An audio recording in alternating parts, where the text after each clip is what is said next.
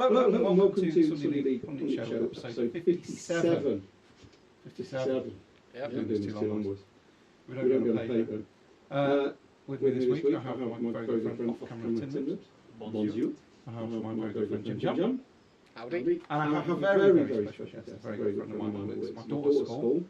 Vinny, how are you, Vinny? I'm absolutely delighted to be here. Thanks for the invite. Now, Vinny is Aston Villa fan. Obviously, Tim lives Leeds, Jim Jam's Saints, and I'm obviously Arsenal. So we've got some very different opinions we're going to go into. So we'll start, we normally start. Do we have a Jim Jam stat? Yeah, so what I'm going to do is I'll look at a specific player and then I'll ask you the question afterwards. So there's a player that's doing rather well at the moment on international and for his club at the moment, Gil Perez. He is currently on 40 goal contributions this season with 32 goals and 8 assists this season across international and league form. Now you would say yes, he's in the Portuguese league playing, scoring goals, and on the international level, yeah, they are in the Nations League. He is the top Nations League scorer across all of it. He got that. He's joint top scorer in the Champions League as well. You know, he scored a hat-trick against Manchester City. He has scored international goals against Belgium and Portugal, so he does score against. He turns up for the big game as well, despite playing for Sweden. We talk about players having average ratings and are they world class, etc. And you look at the statistics above 8 kind of thing. So he's rated 8.4 at the moment. He was 8 last season as well, and the season before that Coventry was 7.3, so he's constantly doing it. Arsenal were linked with him in the summer as they wanted a striker. Are you disappointed that you didn't buy Arsenal was a striker? I knew the fans wanted realise a that striker. the assistant manager we've got in charge of Arsenal has not looked at a striker in 5 years, even though it's the one place we've been screaming. I was going to say, Well, the papers kept saying Gil gets linked with Arsenal. Yeah. Fans said it. What The newspapers said it. Everybody said they wanted a striker, apart from Arsenal. I can tell you, right, there's a reason that the press keep linking us with a striker. Because they know what we need. Because they know we desperately need one. Do you know who doesn't? The assistant manager that we've got in charge. Arteta is fucking useless. So would you take him? Gorkarez. Yeah. Over Havertz or Jesus. Yes. Yes. I'm going to say something about this whole thing. What really pisses me off. Victor Orta came out in an interview, I think it was 2 weeks ago, and said how Leeds turned down a purchase for 12 million because they couldn't justify the 12 million because he was too much of a gamble. Is that when he went to Sporting from Coventry? Yeah. It's 12 crazy, million. isn't it? I think his value's now 56 million or something like that now. I can't see us buying a striker because Arteta's on what he's doing. So Unless somebody's worked with before, of course, because we've got the rest of his mates at the club. So. Yeah, go on with them. Anyway, I reckon that's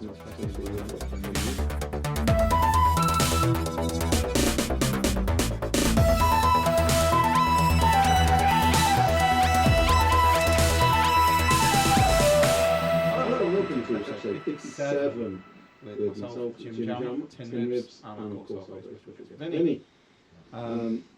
What we normally do for the end of this point is we will talk about the week's events that happened over the past 7 days, although we didn't do a podcast 7 days ago, we'd actually recorded it 14 days ago. So And then a day after, something happened. The second we finished recording them 2 podcasts, Might be a referee scandal going on. Wow. The day having coup, yes. Okay. It literally came out hours after I'd edited the last 2 podcasts in 1 week. Okay. Now, the one point I'd like to make is this hands down proves my argument that the referees are biased. Without a shadow of a doubt.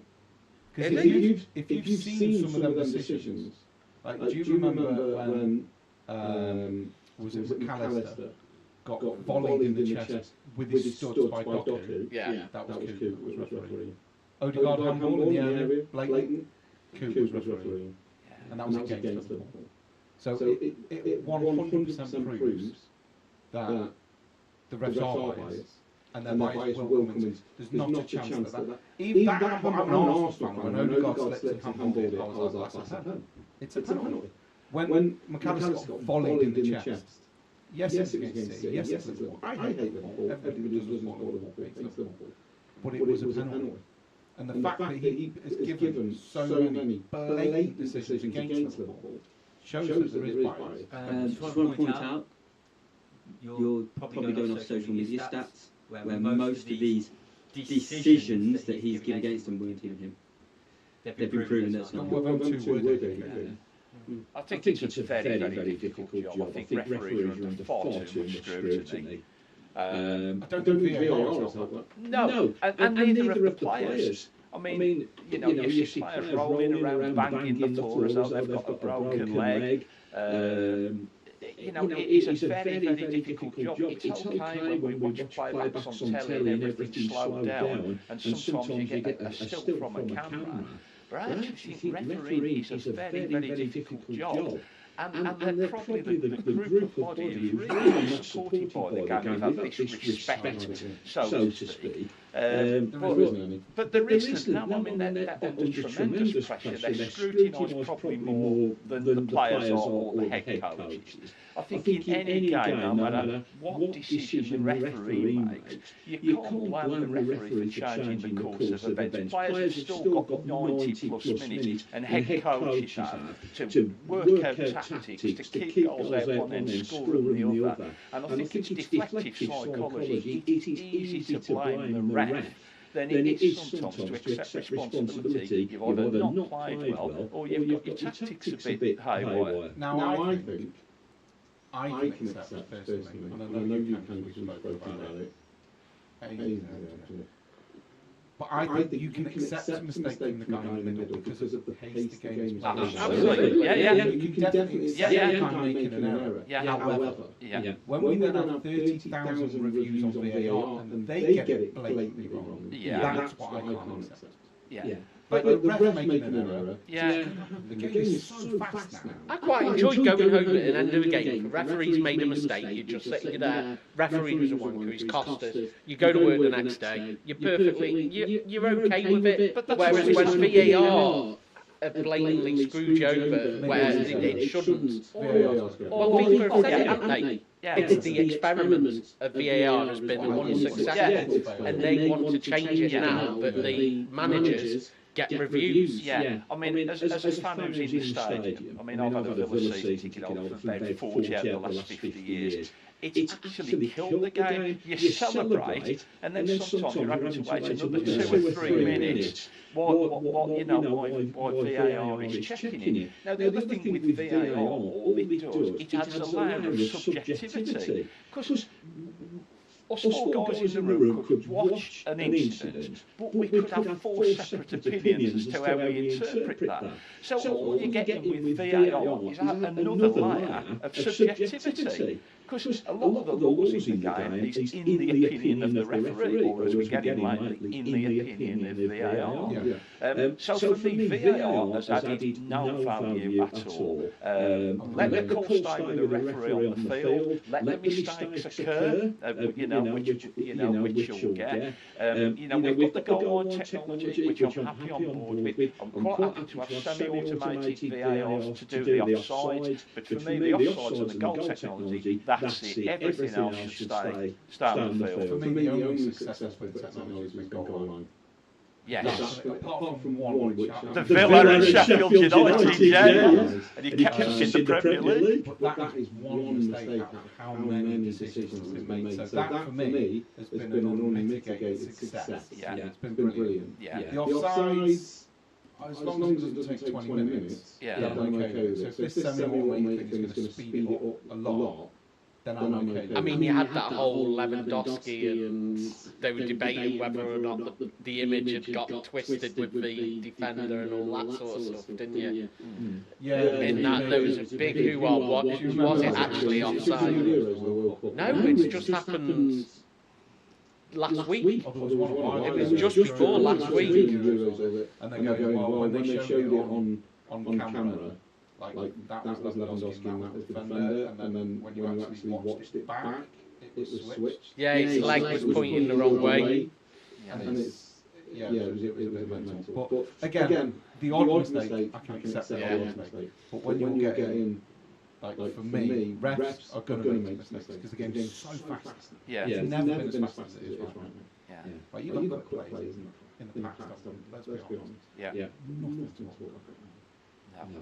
They're just ridiculous. They're just machines, aren't they? I mean, you have to be an athlete first and foremost to become a footballer. Look at Adama Traore. You don't even have to be a footballer anymore to be a footballer. You just have to be like quick. Adama Traore, terrible. Yeah. But he's rapid.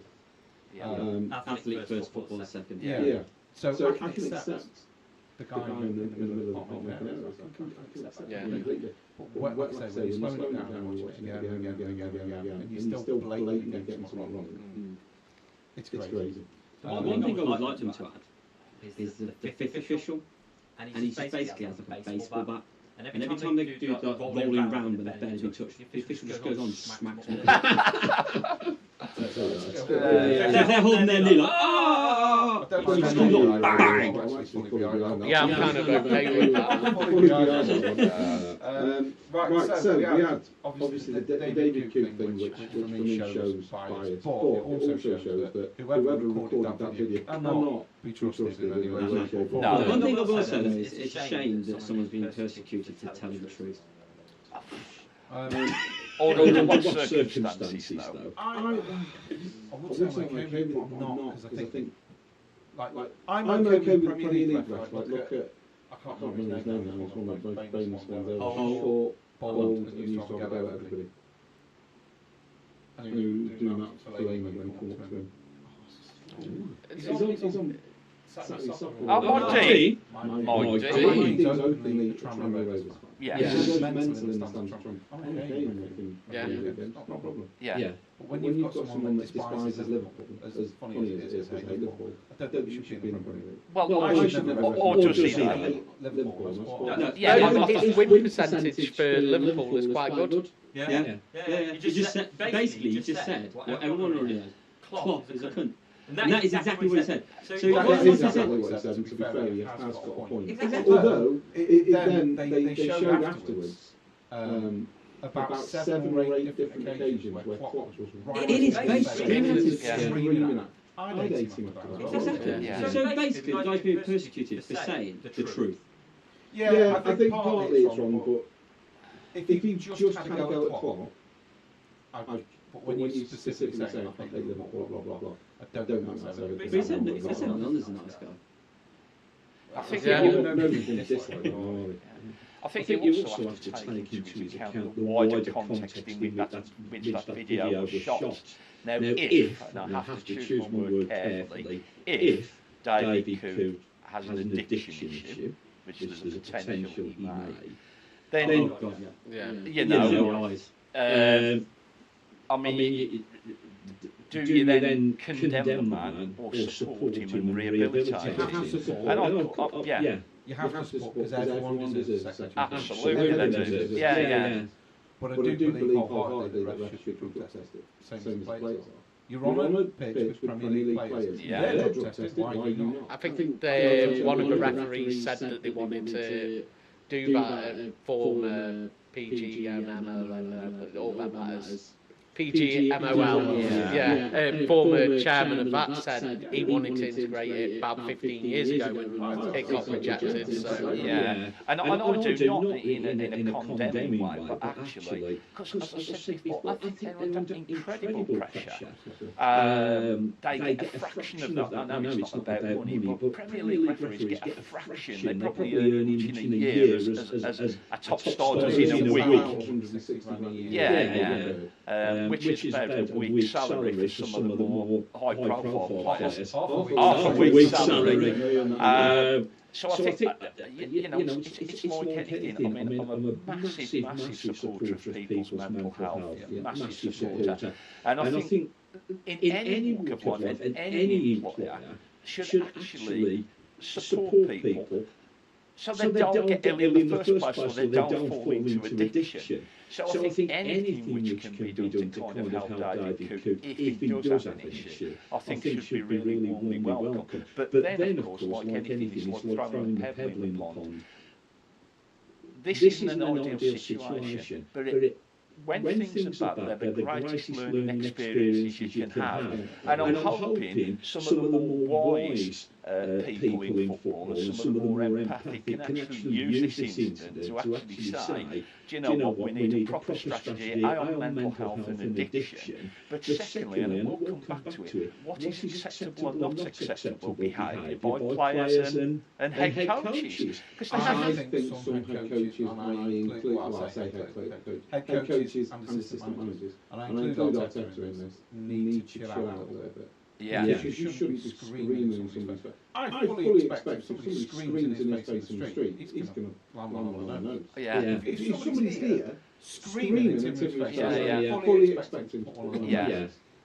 Yeah. Why can't you expect that when you play? Just you're a footballer. Yeah. And you're a football manager. Yeah. Give you the right to go and scream in somebody's face. And you know, whether they like it or not, they are role models. And you know, people mimic, they copy, they mirror the behaviours they see. So if you see that as acceptable at the highest table of English football, then potentially it's going to permeate to junior football and right down. And then the problem is where do the next generation of referees come from? Because if you're on a park, you know, pitching a park, and you're just getting horrendous abuse, then why would you continue to referee? There's a reason ex-players don't become referees. No, yeah. Because they know what to expect. Yeah. But yeah, you know, all I can say, you know, I have David Cook at the end of the day gets all the help and support he needs, and I hope he's rehabilitated as well. I hope they stand by him, and I hope that, you know, maybe gets the ref again, but not at that level. He's never going to go Premier League, but you know, he might get League 2, League 1. You never know.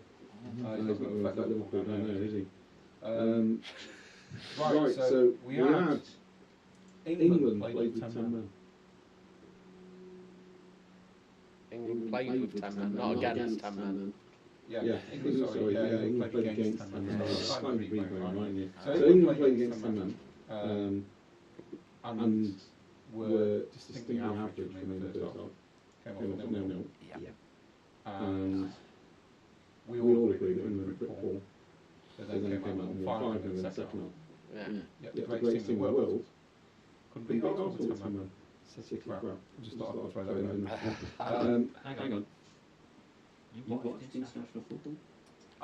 Luckily, I watched the second half. I completely missed the first half because I forgot it was on.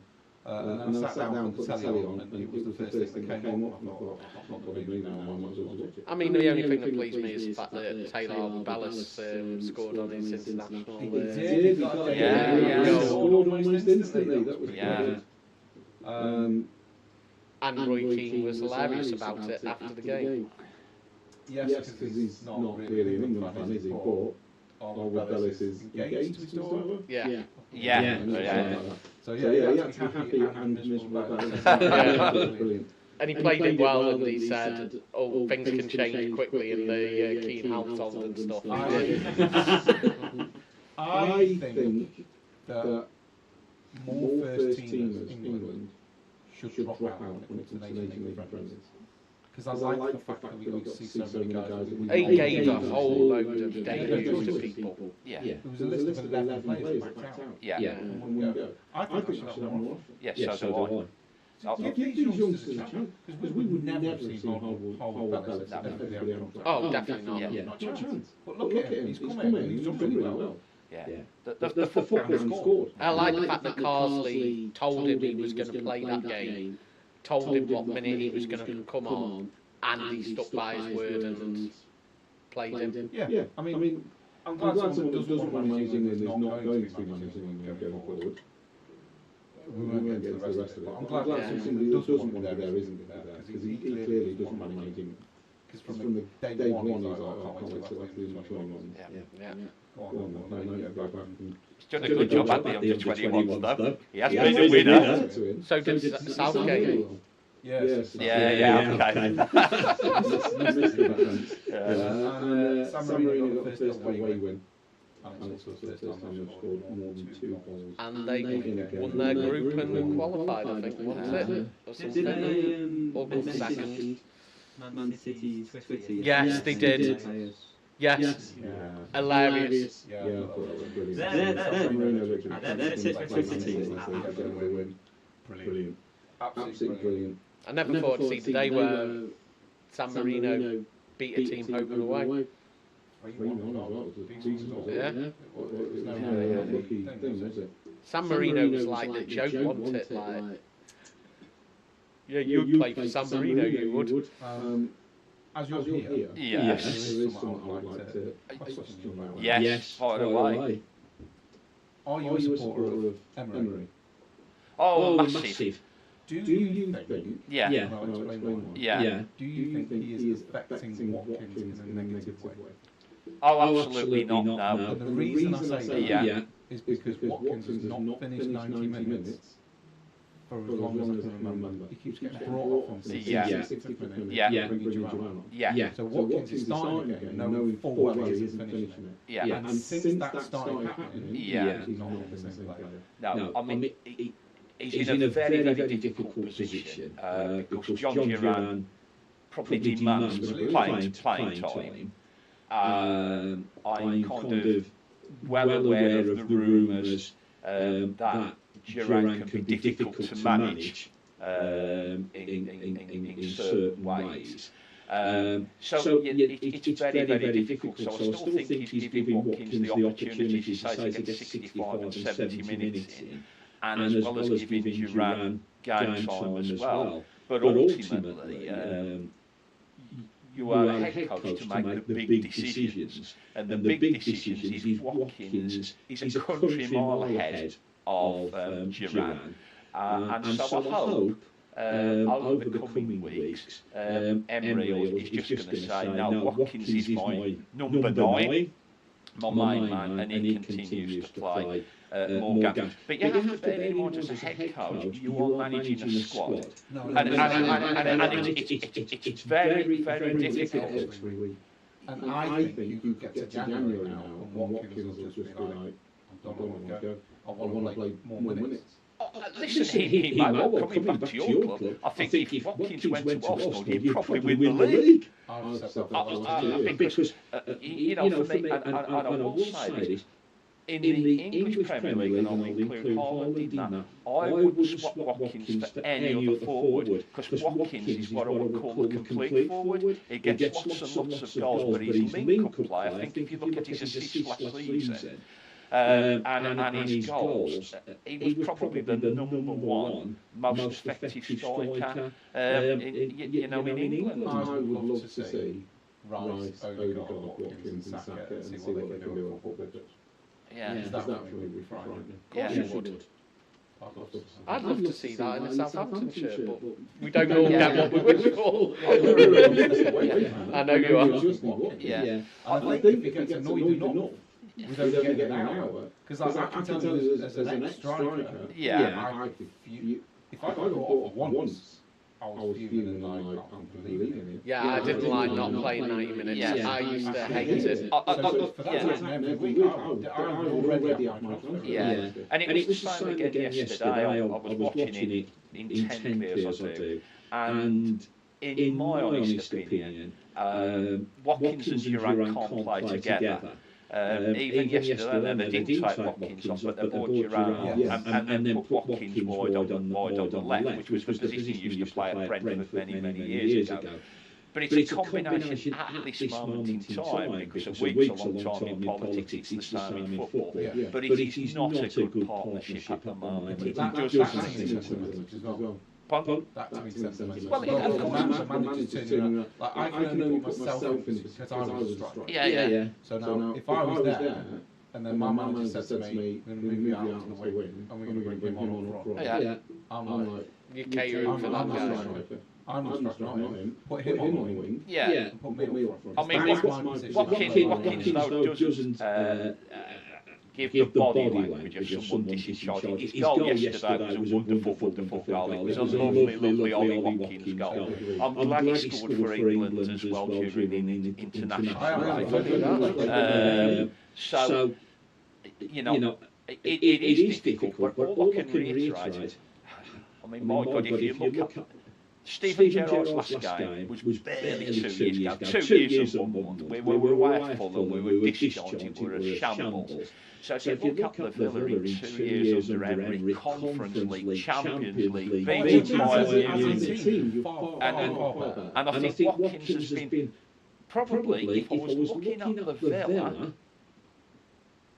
no one has done more to transition Villa from where they were to where they are now than Ollie Watkins. He's the one player.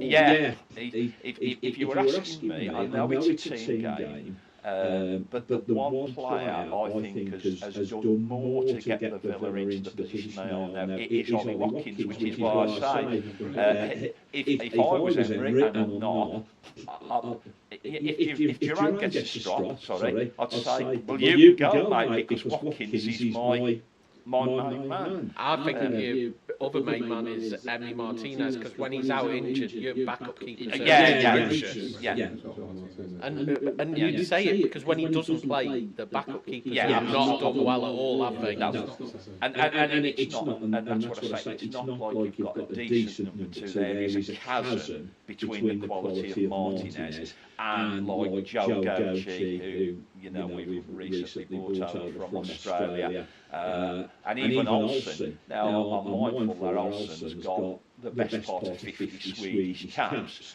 But there's still a chasm. But again, the other thing as well, and I have to try and be empathic here, is backup goalkeepers rarely get games. So literally you're coming into a pretty cold environment. You're not up to speed. And it's okay to do these things in training and move people about, but in a game situation, it must be very, very difficult. But again, going forward, because the Villa's a club in transition, what I would call a more than adequate reserve goalkeeper is something that's going to have to be high on the agenda. Got to be. It steps up because Arsenal's backup goalkeeper was Martinez, who stepped up and is now the number one keeper in the world on Ballon d'Or purposes, isn't he now? Because he won the Lev Latin trophy twice. So back up for Liverpool is Kelleher, who's doing superb at the moment, who's done more than enough. I think Ortega steps up every time that Edison goes out. So there are good backup keepers out there. So it is really important because, like you say, we've gone through it today, but Ramsdale's had to have finger surgery. He's out for a month. Oh dear God, this is going to be a painful month. Salah should never have got that second goal. That was dreadful. Dreadful. But it could have been so much worse. Have you seen it? No, but it's only a painful month. I thought it was going to be a whole painful season. Well, it is, but it makes things a hell of a lot worse. Can I say that? You just never know. That's the thing. They're the strongest team in the league. It's difficult being 21st. This is 2 weeks ago, the Wolves fans already saying. 2 weeks ago, the Wolves fans had been saying a very difficult season, 2 wins, and it's changed. Yeah, but they knew that their point was coming, and their season started with Southampton, and now going for it. Like I said, Liverpool top of the league with a great record. They have not been convincing in any way, shape or form. Well, I think they're beating every team that they shouldn't win. Yeah, they are. They're unconvincing. That's not going to last. They're not beating I think thus far, I think thus far it's been a poor Premier League season. I don't necessarily think there's been a standout side, and the games have not, for me, been of the highest quality. I definitely have had a standout side, just for the wrong reason. I'd love to go into it now. First game we want to talk about Man City versus Spurs. Man City has definitely been standout over the last few weeks. Now I said a couple of months ago, Okay. City won 1-19. Right. Logically, they are not the same Wow. team. And I said that 2 months ago. Okay. I may have even said it last season when he was out last season. And I got annihilated for it. Wow. Saying City are a one-man team. Yeah. Now Rodri's out, 5-0 lost. First Yeah. time in 18 I will years. stand by what I said, and I'll say it again. Man City are a one-man team. Because when Rodri is not there, their entire play goes kaput. It's not like Tottenham had their full team out. Didn't they have so X number of teenagers in the squad and got players out as They well? subbed all their kids on towards the end. Yeah. Because they were already battering them. So like, I went like the 75th minute or something, they brought all their 16-year-olds over. It was brilliant. Yeah. It was brilliant. All these kids running around, they still scored. But Kyle Walker again got decimated by Hitchens. Werner. Hitchens. Absolutely Yeah. annihilated Walker. Yeah. He's not the same player. But then look at it. I felt bad for Werner that he didn't go on target. Walker's 33, 34. Yeah. And then go through the team. Like Haaland's, okay, he's young, but he's become what we said he was, a bad footballer. We've been saying that from the start. He might be a good finisher, but he's a terrible footballer. And now he's having to play football. He's showing himself off. Yeah, the delivery. It's just not good. There's no delivery. Yeah. No, because the one guy that runs the whole system, excuse me, the one guy that runs the whole system isn't there. So unless them players are told what to do by one man, they're done. Yeah. I'm sorry. Yeah. Ipswich beat Spurs. Let's put some context on this. Ipswich beat Spurs. Their first win of the season. They then go and annihilate Man City in their own back garden when they were 52 games unbeaten at home. Yeah. So let's put a little bit of context on just how bad City are right now without Rodri. That's incredible. Albeit Madison's second goal was very good. Oh, it was a great run, great finish. Yeah. I mean, his first goal was decent, but that's second. From where he come from as well, because when you watch it back and his He movement. goes right over to the right, Yeah. and then crosses over to the left, and then lifts it over the Oh, right. it's wonderful. It was brilliant. It was superb. It really was superb. Haaland was dreadful. City have gone back to the 1980s. Just awful football inside. The football that they played was bad. They deserved to lose. Every second night game they deserved to get beat. Oh, yeah. They were dreadful. Yeah. And it's great to see. I mean, my only view of Man City is how poor Jack Grealish seems to have been since he got there. He was probably one of the best players I've seen in my 50 years of supporting Villa. And I don't want to knock Man City all the clubs down, but it's kind of they don't know how to use him. I can agree because there was a spate at City where he was playing regularly. Yeah. He started scoring. Phenomenal. Yeah. He was phenomenal. Then they started using him as a bit part player again. And he's not. Jack Grealish is he's one of your loving players. If you don't love him, he's not great. Yeah. You've got to love the guy. Yeah. And he will go through walls for you. He's Yeah. brilliant. Hence Villa. He was superb. He was loved by the team massively. Everybody at the club loved him. Yeah. The manager loved him. Yeah. The owner loved him. Yeah. Everybody loved him. When you love him, he's great. Yeah. When you don't, and he doesn't feel that love, he drops off. Yeah. He's not going to get that at City. And who's that guy Who's that won City? What? Phillips? Yeah, Calvin Phillips. Phillips. Yeah. Another one. Leeds, superb. Yeah. Brilliant. Well, I think City City. bought him. I'll play 10 minutes here, 5 minutes there. Yeah. Spurs are doing it. They destroyed Jed Spence. Yeah. Because he was phenomenal for Nottingham Forest. Yeah. Jed Spence absolutely destroyed Martinelli when we played Forest, and that's when Martinelli was in his heyday. Right. Jed Spence destroyed. Yeah. Went Spurs, nothing. Yeah. Then the one player I've been saying for 3 years I want Arsenal to sign, Archie Gray. Archie Gray. Ah. He's played what, 40 minutes? He plays in the cups, doesn't he? He plays 90 minutes and then he comes on 15 minutes. And he'd make it into my first team at Arsenal. Archie Gray. There's all rumours that you might be coming back to us in January. Yeah.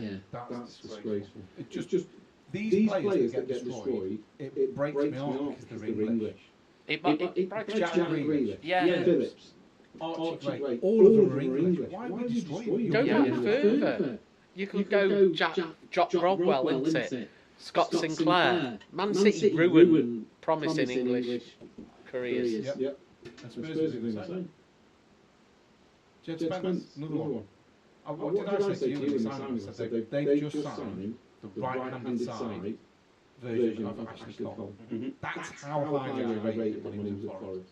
When Spurs destroyed him. Archie Gray. I was saying on this podcast for the last 57 episodes, I want Arsenal to sign Archie Gray. For me, he's better than the two DMs we've got, and he gets to the first team. Spurs have signed him, barely played him. They're going to destroy him. And it fucking breaks me heart because England did it now. Yeah, but I think this is where you need to be careful both as a player and an agent to choose the right move. And sometimes it is, and if you chase the money, I mean, we had a young lad at Villa, Corny Chukwuemeka. Now, he had a big future planned in front of him. Up sticks, moved to Chelsea in his teenagers. This has only been a couple of years ago, but now, absolutely nothing. Now, he's got his money, he can still say, I'm a Chelsea player, but he's getting absolutely, the career has stalled. Yeah. Went to Chelsea, never heard of him. Yeah. Just gone. Yeah. So they can say that for about 7 different players. Yeah, but I'm always of the view, again, coming back to the mental health, agents have to look after their players and not just do the right financial move, but the right psychological move. Yeah. So you're Tim's agent now. Yeah. And you've made your entire career, you've made £100,000. Yeah. And there's me sat there going, if you let us sign your player, I will give you a bonus of 8.5 million. Yeah. That's very difficult for somebody to go, no, it's better for you. But very much so, but I'll go back again to another kind of sad story. Gaza. Right? Gaza, when he left Newcastle, should not have gone to Tottenham, in my humble opinion, and he should never have gone to Lazio. You can still make a good living. But I think if you continue to progress your career, certainly until your mid-20s, and you're good enough, then the big moves will come then. I still don't think Gaza Declan Rice at this point. Pardon? Declan Rice. Yeah, absolutely. Yeah. In my opinion, borderline world class. Yeah. Because he could have come to us the year before. Yeah. And he said, I want one more year. Yeah. Because they're in Europe. Yeah. They're in Europe. Yeah. Won a European competition. Then came to us. For me, he did the right thing. Yeah. There's not enough agents that are encouraging that players to do that. And like I say, if you're sat there and you've got 80 grand on your account, someone's offering you 8 million. Yeah. Very difficult, because it's not your career. No. You know once you do that 8 million, you're done. You're set for life. Yeah. So are you at that point that bothered about your football? Well, I would be personally, but yeah. 40, 50 footballers on Yeah. This one's making you 8 million. You never have to worry about money again for the rest of your life. Are you that concerned he's not going to play when he goes to Chelsea? Because you're set. Yeah, not just the agent, though. I mean, people around these players. If you've got good friends. But then again, what sort of situation are they coming from? Yeah. Because if they're living in, our version of Bronx, if you like. Yeah. And then he's got his mum going, oh, you get this move. We're set for life as well. Yeah. They're offering us a house, they're offering us cars, Yeah. they're offering us money. Yeah. And then that player's then thinking, I don't want to move. If I don't move, then my family's going to be disappointed. Yeah. My agent's going to be off sticks and find somebody. You don't know what these players are going through. No. So we all criticise them, but when you actually break it down and look at it, you don't know what they're No. Yeah. Shearer could have gone to Man United. He met Ferguson. But that move didn't happen. Ferguson, Gaza was going to United, but it is 8 grand, 12 grand. Now you're talking about going from 3 grand to 160 grand a week. on the list say at Southampton because of what went on with his now ex-wife. Yeah. So must be wanted to stay where he was because he was going Chelsea potentially. Or Tottenham. I think part of it was he didn't want a big payout. She should have ended up with loads of it as well. Yeah. So he was quite happy not to get money because he didn't want it. Same with Ray Parlour. Ray Parlour didn't leave Arsenal because he wouldn't sign anything because his ex was both. And he opened came out of town and went, you know, with anything on the move. Yeah. Yeah. So I'm not criticising anybody. Far be from me to criticise anyone. And I'm not, but as we've spoken about in this podcast, certain clubs are a graveyard for young lads. And like anything, if any good academic will say, well, where's your evidence? I mean, football now has gone tremendously scientific. There's evidence everywhere. And so sometimes all I'm saying is if you can identify clubs, and we've named a couple here, which seems to become a bit of a graveyard for young English talent, then I just think, without being critical of anyone, that should come into people's thinking. Because you can go there as a 19, 20, 21-year-old, but then by 24, your footballing career, not your, I know you're set up for life financially, but your footballing career could be pretty much all over. But then Scott Sinclair again mentions that he was another one there. His footballing career was basically over. There's no heard from him afterwards. Danny Drinkwater moved to Chelsea. He won the league. Yeah. Just didn't get into the Chelsea team. No. And then you've got Phillips. Yeah. Roy. He was one of the first ones on the England team sheet. Went to City, never heard from him. Yeah. Grealish was another one. Yeah. This is amazing manager, so tactically aware, and great man management has destroyed far too many players for us to still bang on that boring drum. Pep is not the best manager in the world. He's been handed the best and most expensive teams in the world. He's done a good job. He did. When he got rid of Joe Hart, first thing I said was, I don't rate him as a coach, but as a man manager. Yeah, because rather than come in and try and coach the keeper into passing, he just got rid of him. And that was a great keeper. Joe Hart was a great keeper at the time when he was at City. All you've got to do is teach him to pass with his feet. It's not that difficult, let's be honest. Not that difficult. Here you go, I don't think we've said this, so did Pep win Spain the Euros by killing the English talent? No. I think Gareth Southgate the English team by being an absolute dickhead. We could have beaten Italy easily. Yeah. Because we went in front of them, what, 18 minutes? Third minute. Was it that quick? I knew it was that quick. We defended. We scored in the third minute. Italy's head dropped, and rather go, let's go and kill them. No. Southgate went, right. We're now going to defend for 87 minutes against the highest scoring team in the tournament.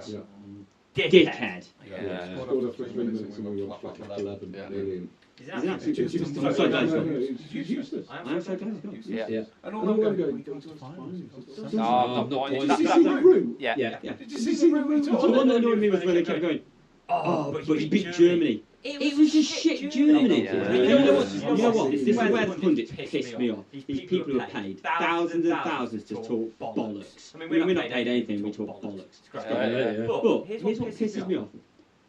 They're all about the last Euros. And was it Serbia beat Croatia? Sorry, Belgium. Who was it beat Belgium and we beat them? Was it Serbia? Slovenia. Slovenia beat Belgium, right? So when we beat Slovenia, everyone was going, but they beat Belgium. Hang on, 2 years ago at the last World Cup, you literally stated, this is Belgium's last roll of the dice. This is the last time Belgium have got this golden team. This is the last time they're going to be any good. Hang on, that was their last tournament. Why are you now saying that they're one of the best teams in the tournament? They literally used it as a propaganda point to say, he isn't doing that bad a job. Well, 2 years ago, you wrote the fucking team off. Now all of a sudden, because we beat the team that beat them, they're one of the best teams. Yeah, I think what we're going to do is wrap up the first half, even though there's 3 halves. Yeah. Wrap up the first part, and then we shall be back very shortly.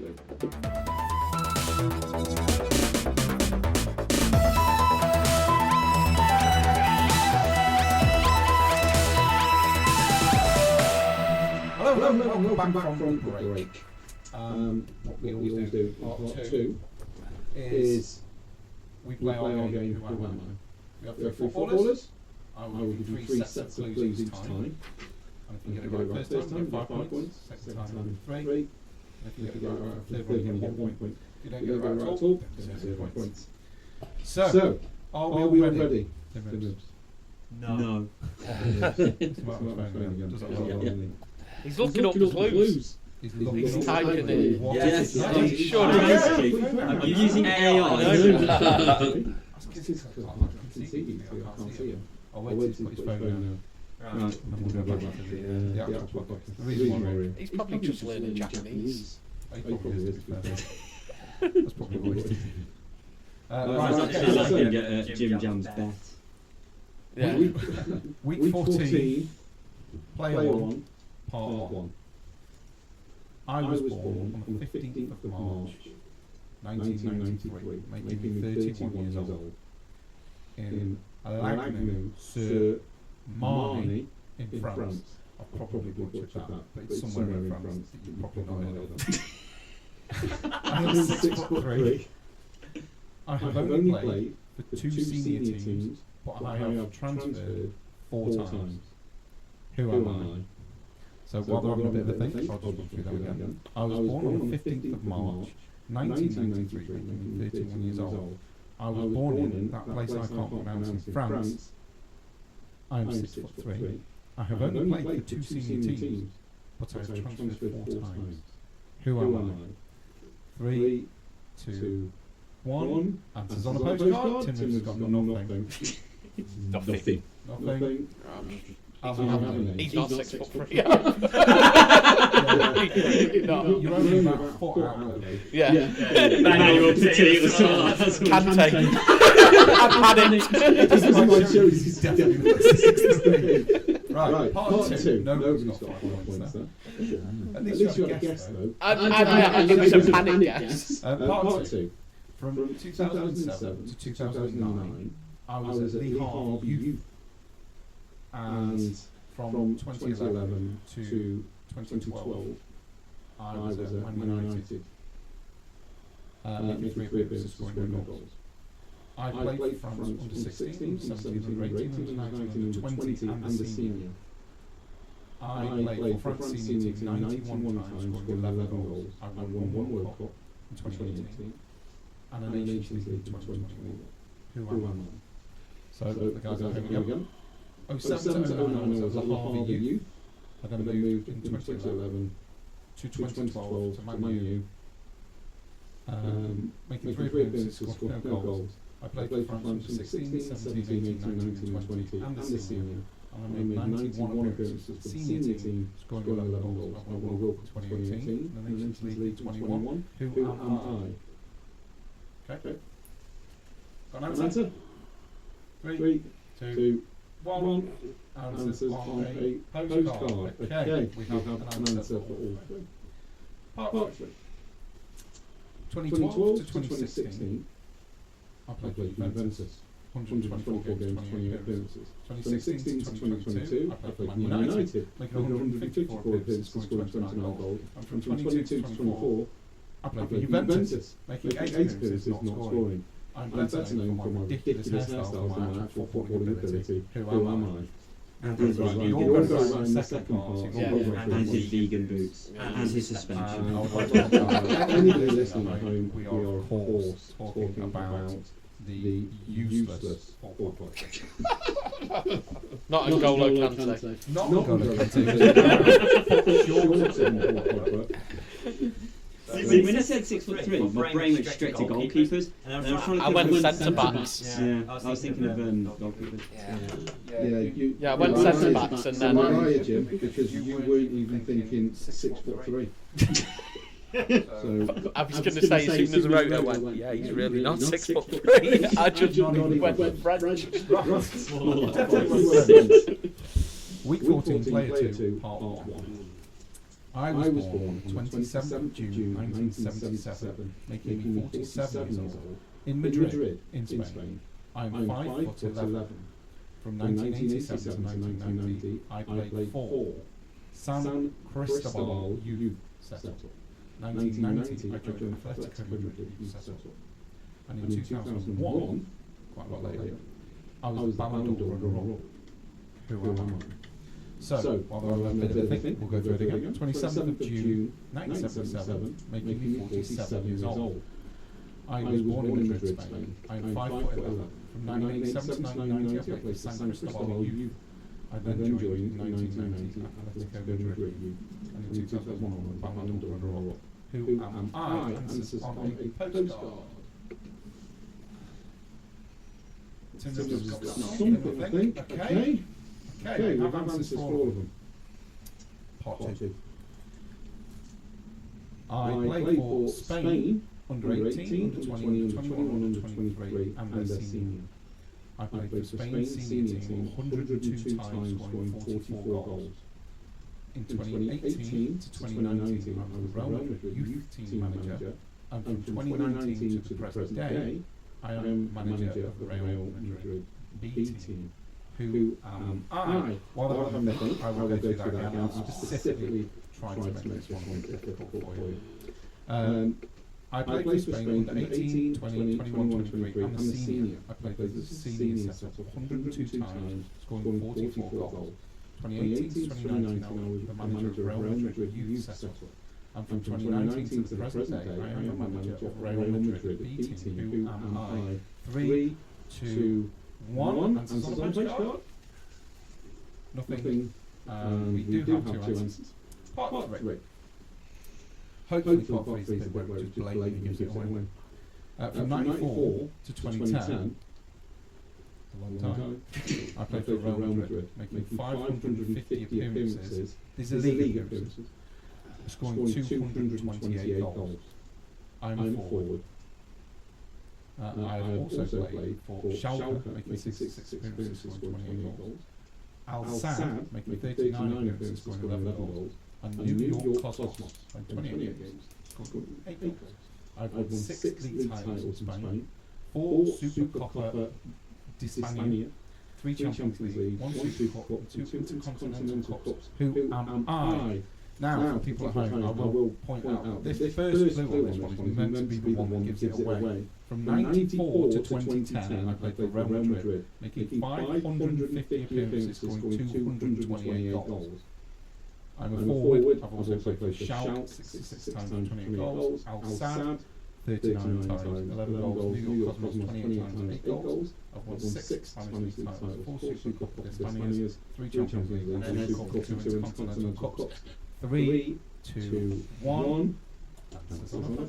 You've got I am a different player at the end as well. I've got 3 players. You've got him. Right, so you get a point, and you both get none. Oh, thank God for So would that. you like to tell our listeners who we were talking about? Raoul. You know what? For some reason at the start, my brain went Figo. No, it's Portuguese. But in my head, Figo State. I've said to you, just write down. No. The only name I could think of was fucking. They could write it down. We got it.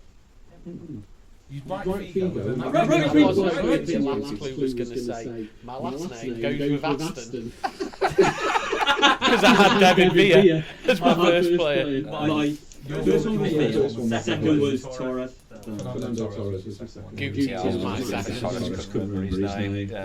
He's easily forgettable. Right, okay, so 0-1-0. I think it's going to be quite that difficult. Oh, that was difficult. Right, 14 play 3, part 1. I was born on the 27th of September 1976, making me 48 years old. I was born in Rome, Italy. I'm 5'11". My youth career was as follows. Fortitudo, 83 to 85. Trastevere, 85 to 86.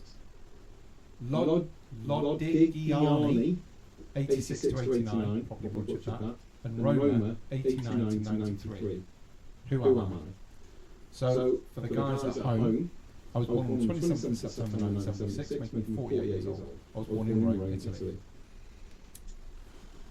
I'm 5'11", and my youth career was as follows. I played for Fortitudo, 83 to 85.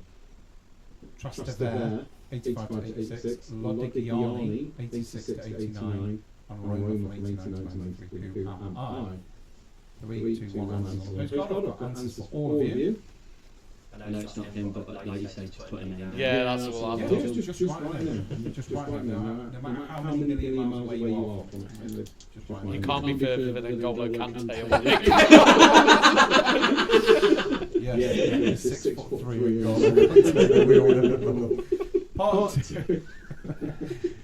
I played for Italy's under 15s, 16s, 18s, 21s, 23s, and the senior team. I made 58 senior appearances for Italy, scoring 9 goals between 98 and 2006. I am a one-club man. Who am I? So, for the guys out there wondering what I think, I played for Italy's under 15, 16, 18, 21, 23, and the senior setup. But I only played 58 games for the senior team, scoring 9 goals between 98 and 06. And I am a one-club man. Who am I? 3, 2, 1, and it's on a postcard. We have an answer there. We have no answer there. I'm going to have the same answer. Well, you two have the same answer. I played for Roma 619 times, scoring 250 goals. I am an attacking midfielder / forward. I won 1 league title, 2 Coppa Italias, and 2 Coppa Italias. Who am I? So while we're on that thing, Jim literally looks as though I've asked him. I played for Roma 619 times, scored 250 goals. I am an attacking midfielder / forward. I won 1 league title, 2 Coppa Italias, and 2 Coppa Italias. And before I reveal who it was, I would like to say 58 games for his national team. That's ridiculous, by the way. Anyway, so you get a point.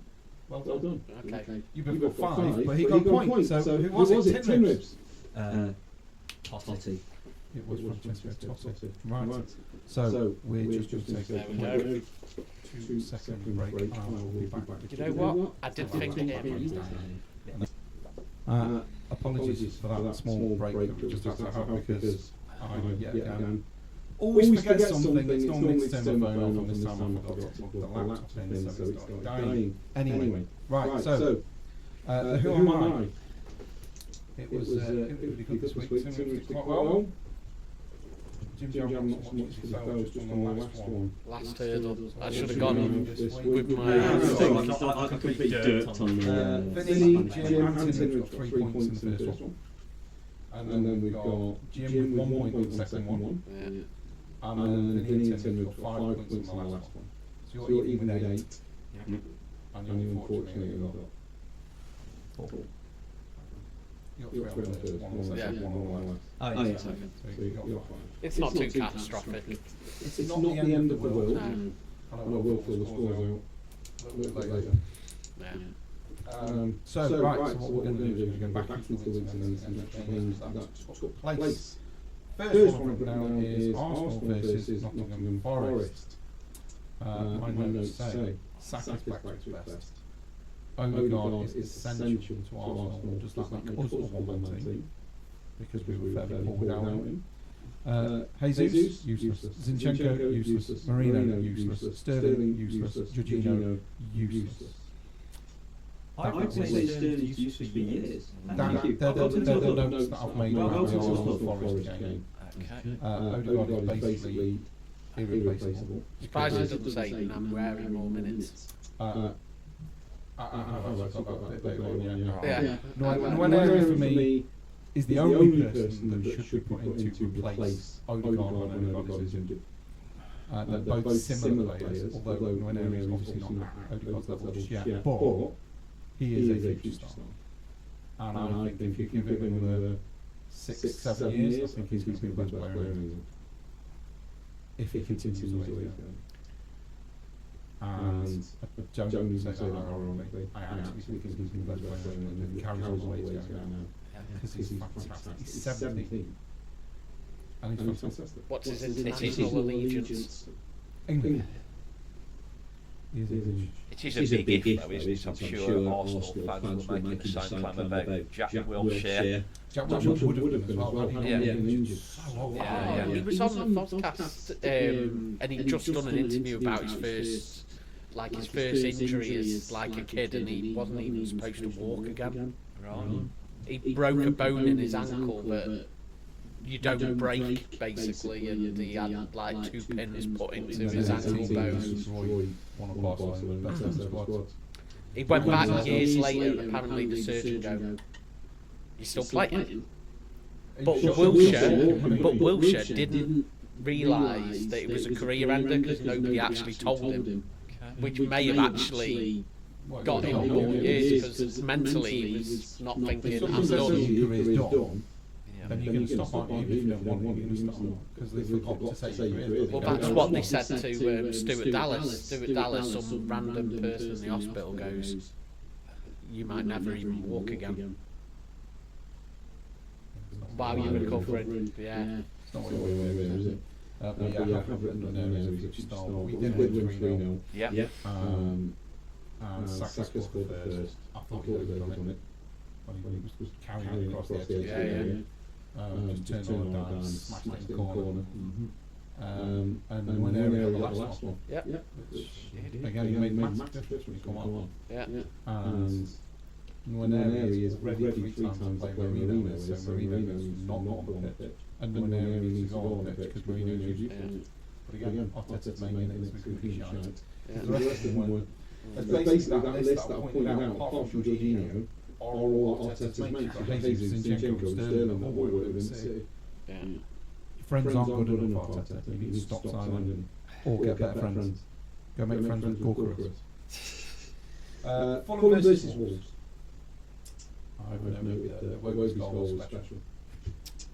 Cunha's first goal was pretty special. Yeah. Cunha's second goal was pretty special. That was a hell of a game of goals, that was. Yeah. There was some absolute rockets in that game. Brilliant. He's an incredible player, Cunha.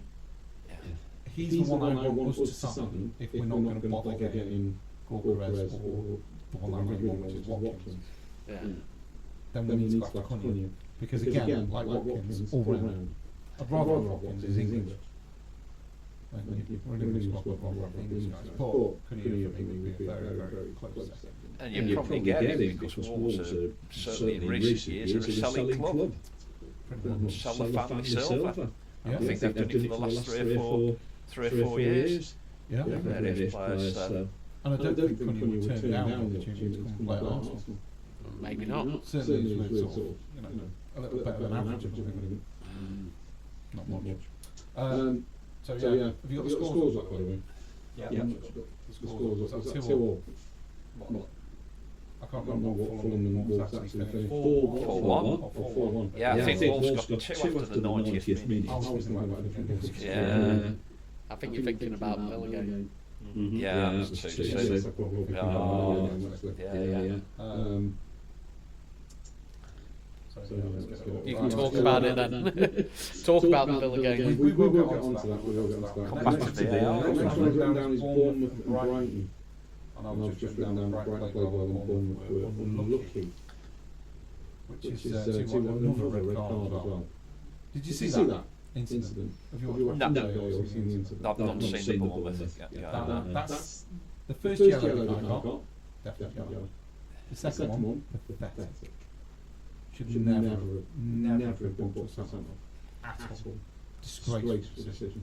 Again, understand why the ref got it wrong, because it was a line quick. Yeah. But when you slow that down and watch VAR, absolute disgrace. Was it a second yellow? No. Wasn't even a foul. No, I mean, did he give him a second Yeah, yellow? give him a second yellow, send him off. VAR can't get involved? No. Because VAR can't, they don't get involved in yellow cards, even if he... Yeah. You've proper screwed that up. Change it. You look like a twat. Because it's an absolute disgraceful decision. Yeah. And he can't even appeal it either. No, that's shit, really. Because he should be able to. Yeah. Let's for Chelsea. Indeed. Have you seen the? You haven't seen any of this, then, have you? Indeed, should have walked. Because he made. Oh, I it did. I did. saw the indeed. Yes, Yes, yeah, he did. He did. Achilles. Yes. Was it Paul? Yes, it was Parler, and yes, he should have got a red That card. was an Yeah. easy red all day. And Yeah. VAR should have stepped in. Again, I mean, even quick, you looked at it, it must be red. Yeah. And the ref didn't give it, and I thought, okay, but VAR will step in and just instantly go, that's red. And they didn't. A disgraceful decision, and these are the decisions I'm really annoyed with. The Yeah. ref can go, okay, you sort of get away with it, because it was very quick. VAR not me. That was a red all day long, and twice on Sunday. So we had Leicester 1, Chelsea 2. Wanted to keep them in the job. And the DD should have had a penalty. Have you seen that incident? No. Nobody's seen that incident. There you go. Can't even debate it, so therefore I'm right. It should have been a penalty. Indeed. Yeah. Definitely been a penalty. Can you get the highlights up during the break? Right, so Tim will get some of these highlights up during the break, and then we'll go into it. But yeah, it should definitely have been a penalty. Another disgraceful decision. Again, looks like by VAR. Next one down is Aston Villa versus Palace. For Sar scored a decent goal. Yeah. Henderson can save what was very quick break for defenders' first goal.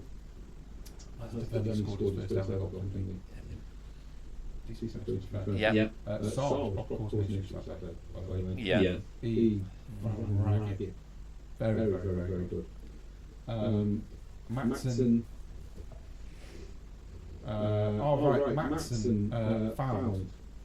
And they weren't sure if it was a clear and obvious scoring opportunity. Yes. As a striker, Yes. that was a clear goal scoring opportunity. Yeah. Because had he got past him, he'd have just hit it. Yeah. And I'm telling you now, that was a goal scoring opportunity. Did not get sent.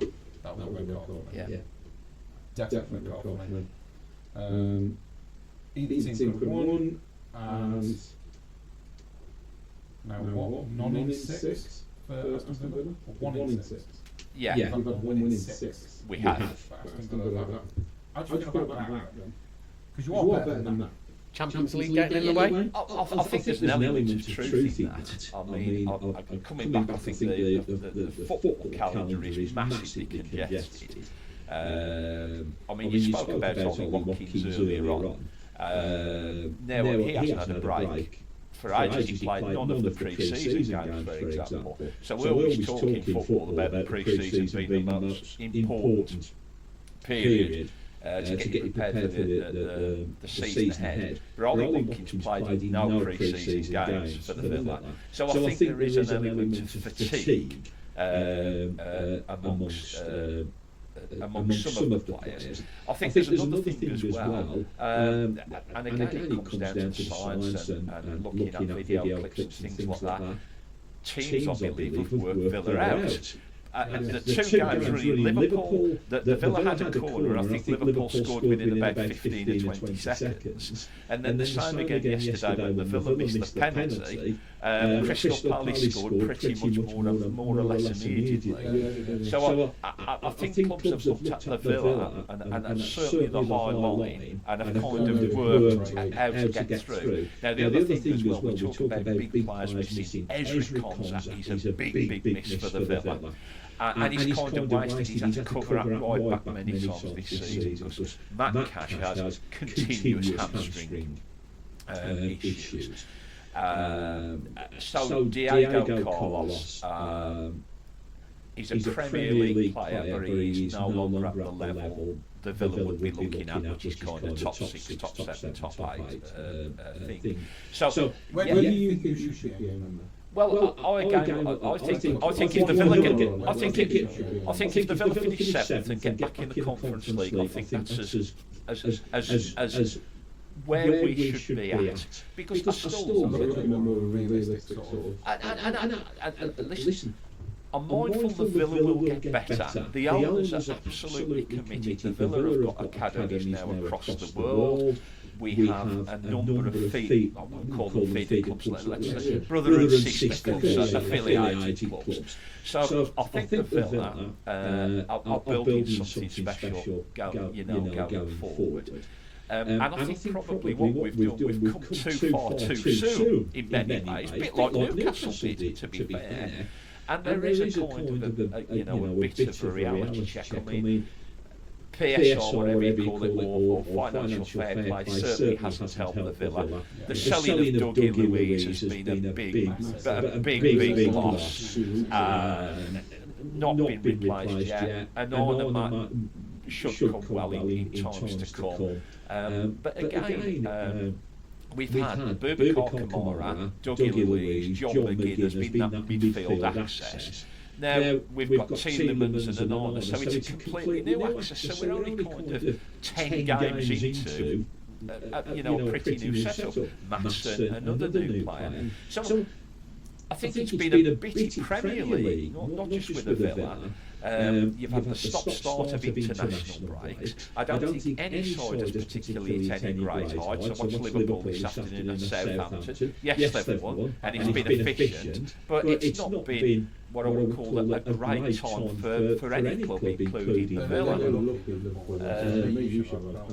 But yeah, actually, just coming back to penalties again, VAR. I thought this season the bar had been set higher.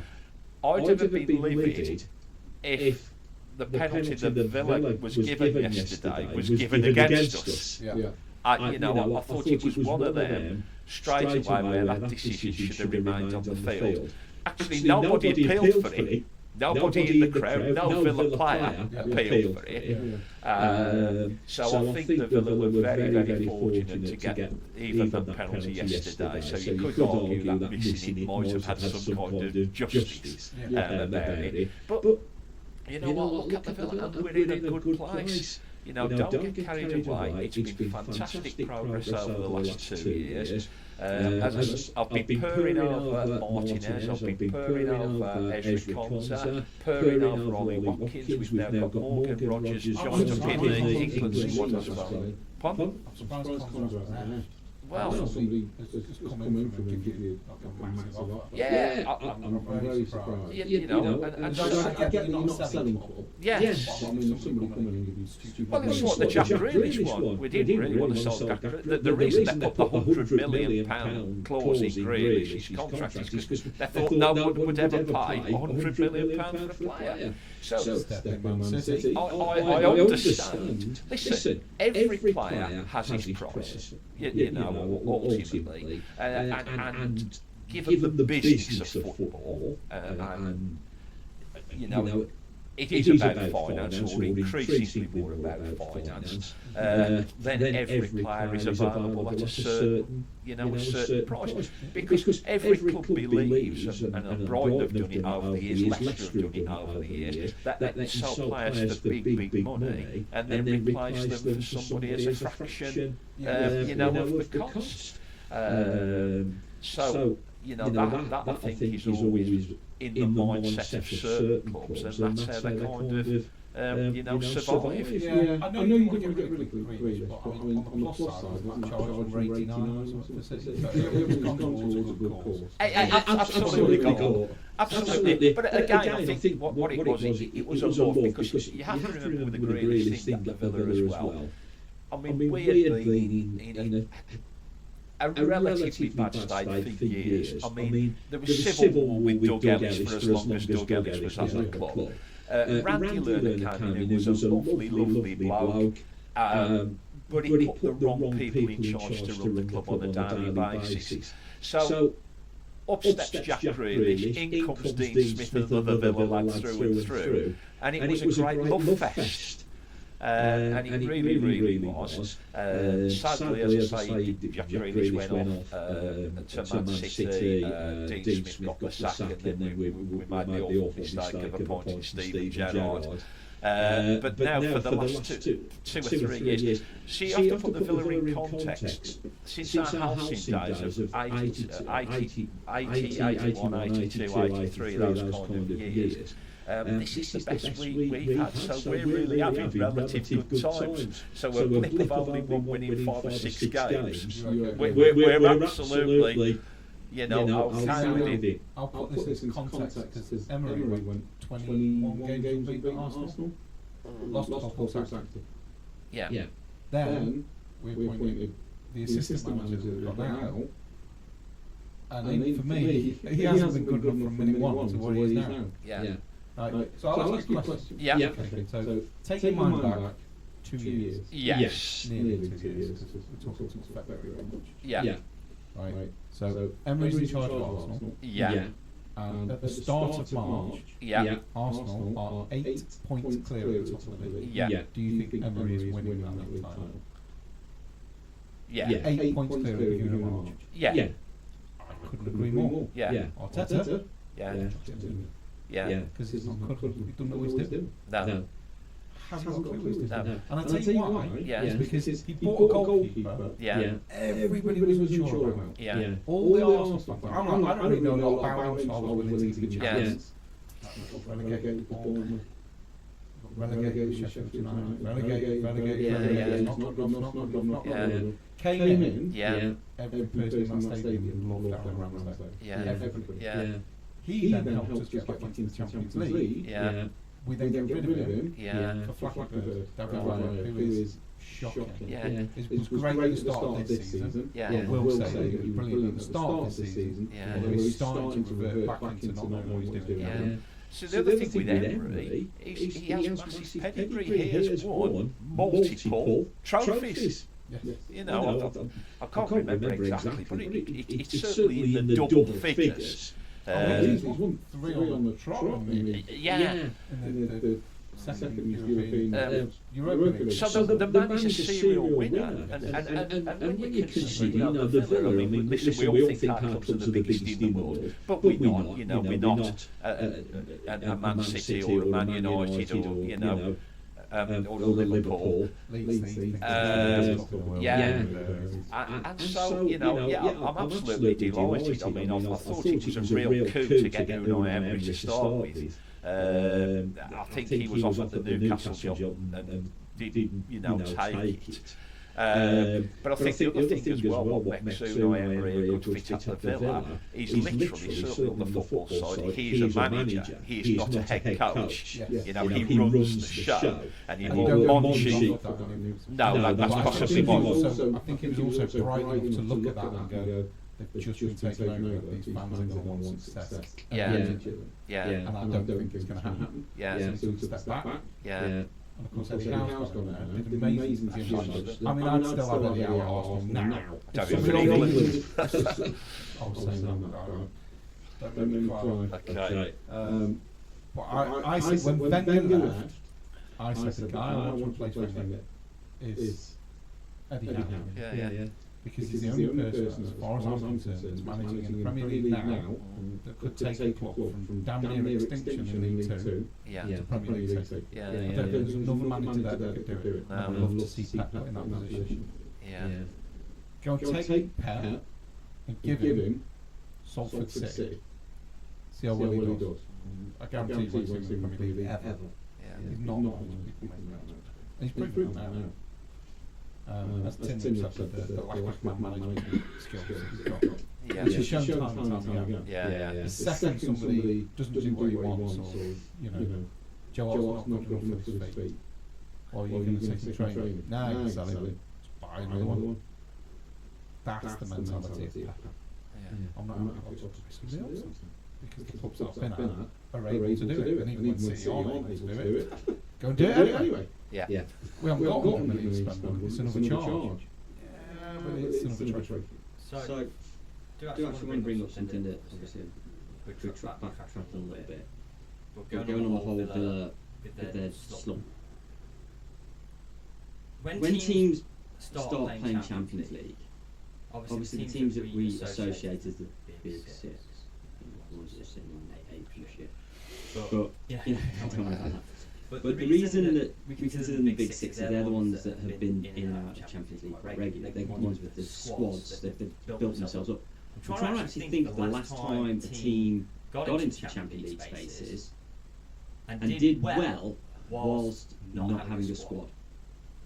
Because that's where they're suffering right now. They don't have a squad. They've got a good team. Yeah. You've got a good starting 11. Yeah. You've got a good bench. Yeah. Outside of that, better in the Champions League than the league. We won 5 out of 6. No, 3 out of 4. We won the first. Won the first. They slapped up some young boys. They slapped some young Yeah. Yeah. Well, I mean, they've got really. What was the stadium's name? It's got really. It's one of those. It's a bit hard. But what are you looking at? I've got to carry on talking. So, but it's like the reason teams tend to do well. For like, let's take Liverpool. Let's take Liverpool as an example. They've won leagues, then they've won the Champions League, they've won cups, but they've never sort of compiled them together. No. Because they've got a good team. Yeah. Man United back in the heyday. Man City now.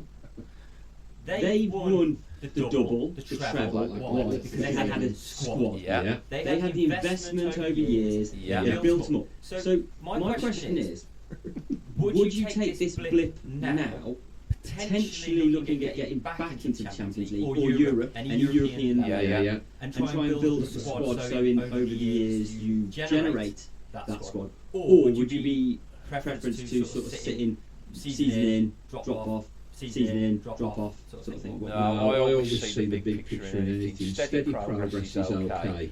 I think that's what we have to aim for because it's sustainable then. You can keep having boom and bust in anything. But what you really want is a sustainable thing, including off your own supply line. I think increasingly youth system academies have got to become more vital to the operation of a club because you can't just keep going around paying. It's not sustainable to keep paying 40, 50, 60, 70 million pound for players. You've got,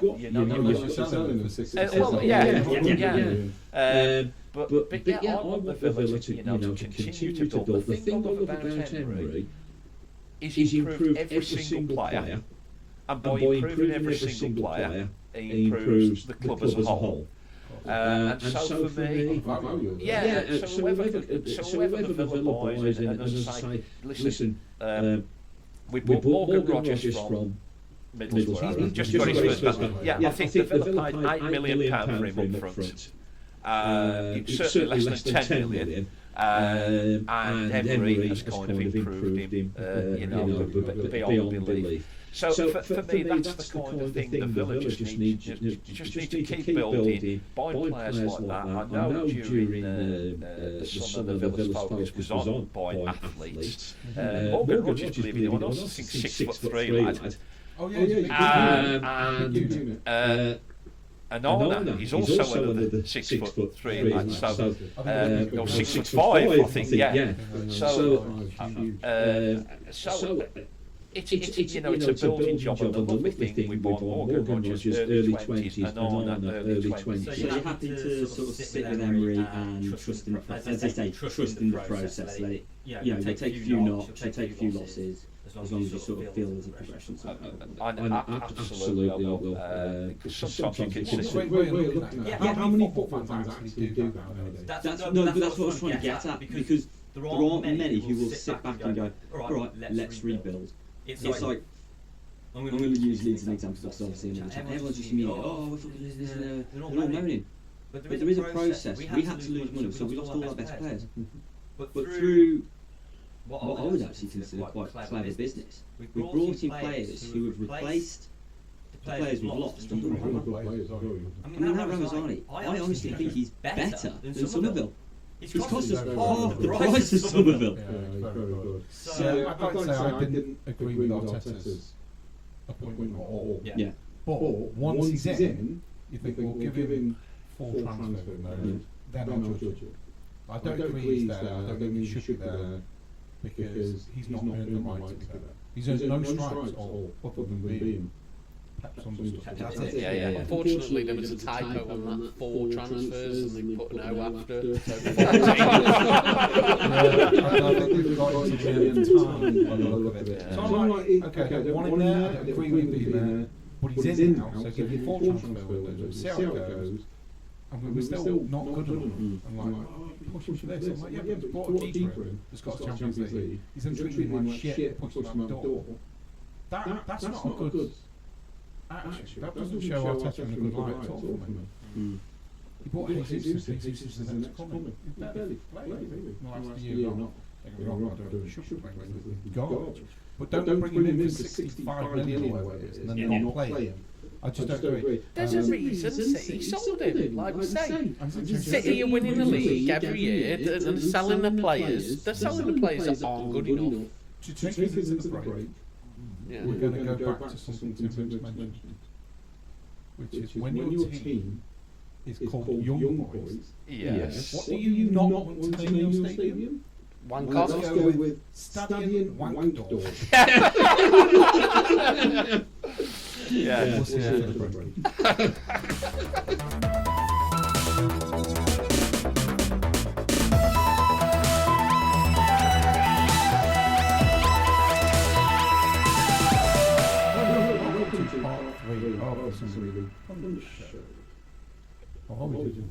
Okay. Yeah. That was rather funny.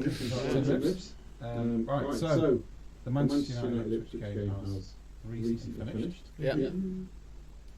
And it finished 1-1. How's that better? Yeah, That's just cashed out. I literally said it was cash out. I know. It's alright. Dreadful. Should listen to you. Not many people should listen to me, but you should have done. Right, so yeah, 1-1. I'm in. Okay, there's only a couple of days, but Ipswich shouldn't be drawing with United regardless, in my opinion. Not really. It shows how big a problem he's got ahead of him.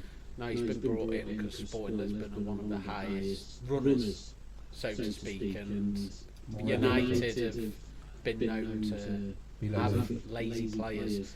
So ultimately, I think for the rest of this season, players are playing for their contracts next year, otherwise they're going to be gone in the summer. I think he's already said that to most.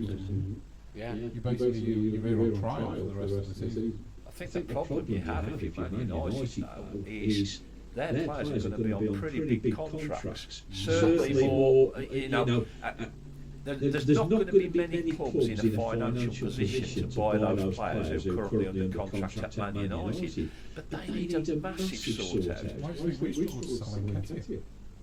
Because his Yeah. wages are so high. Yeah. Same United. Yeah. Players aren't worth what they're being paid. No. So other clubs aren't going to do it.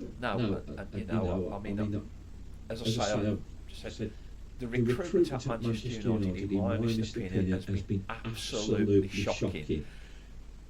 There's a load of players at Man United, the closest they should have got to Old Trafford is Stockport County, and I wouldn't really want to wish him on Stockport County. I mean, they are just.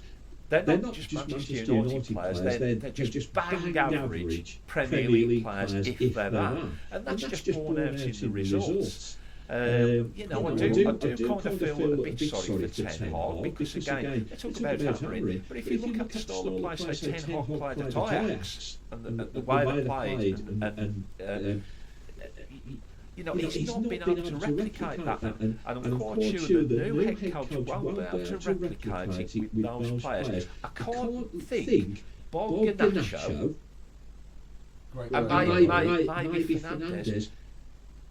Who else would you actually think, if we're going to be challenging back for Champions League places, what actual players have they got who you could hang your coat on to say, he's the one? I'm looking from the goalkeeper to right backs to centre backs to central midfield. I've been saying for a while, there's 3 players.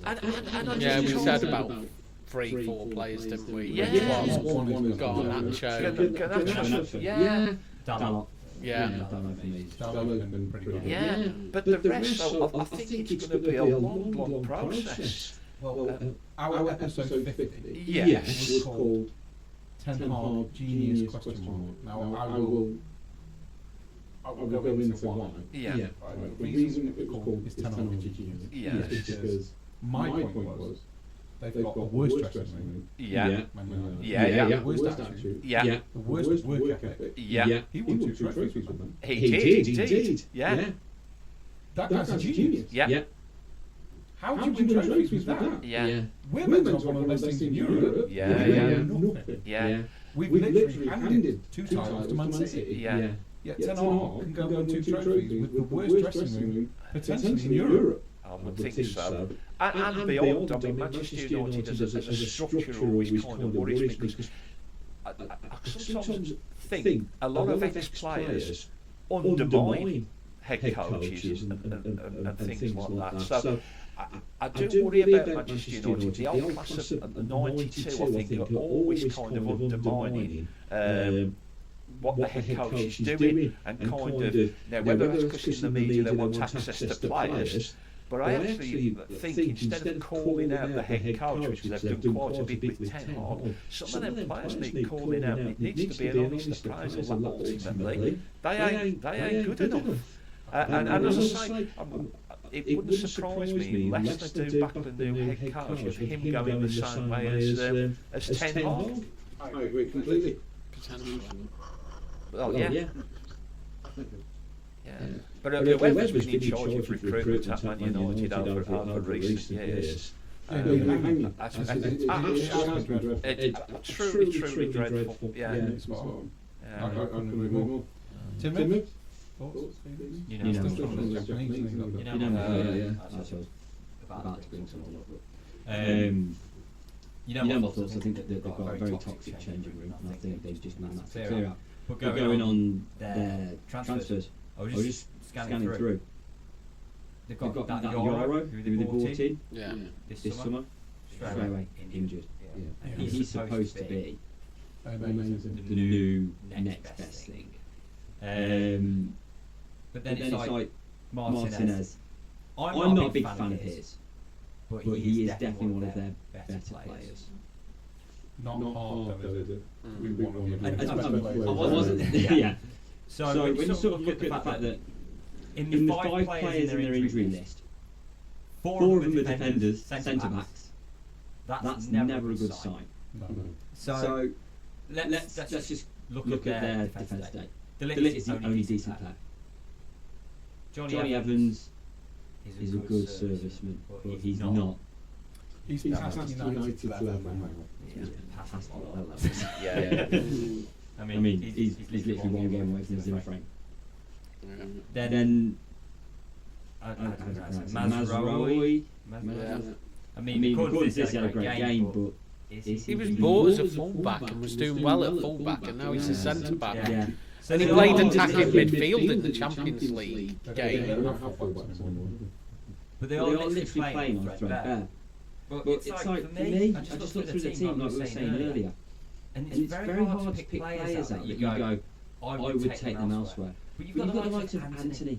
Yeah. What did they pay for? 90 million? Yeah. Absolutely ridiculous. Yeah. And the pisser is, the thing he's most famous for is doing little spins on the ball when no one was near him. This is the guy that scores against League One teams and runs past them going, shh. The fucking League One, mate. That is his level. Man United have paid 100 million for a League One player. The Scandinavian teams literally saw United come in. Højlund, he's got a really good score ratio, but he doesn't seem to be able to put a 90-minute performance in. And then literally, the Scandinavian clubs see Man United come in and go, how much is it worth? 5 million for 0 on it. I think there's a number of things, the quality of players, and secondly, how much they've actually paid for some of these players. They've paid massively way over the odds. And I genuinely think that they are paying over the odds. I think that people have seen them coming and gone, add a 0. I mean, it certainly surprised me on their recruitment in the fact that I can understand why my club, the Villa, buy players with promise and want to develop them. Man United shouldn't be doing that. They should be buying players ready at the highest level. Now, I'm looking at all the hundreds of millions of pounds Man United have spent, and we're talking every player's got this price. If I would have been at Man United 2-3 years ago, I would have said, get me Harry Kane and get me Declan Rice. And I would have paid, because you know Danny will leave, if they'd have come to Tottenham and says 125 million for Harry Kane, it'd have been up the M6. Because they offered 100. Yeah. Yeah. And even 120. so, I reckon we've gone for it. yeah, so for me, those are the type of players I believe Manchester United should have been recruiting. In other words, people who've done their apprenticeship, they have a proven record. You're not looking to improve them because desperate for trophies. they are ready and won trophies.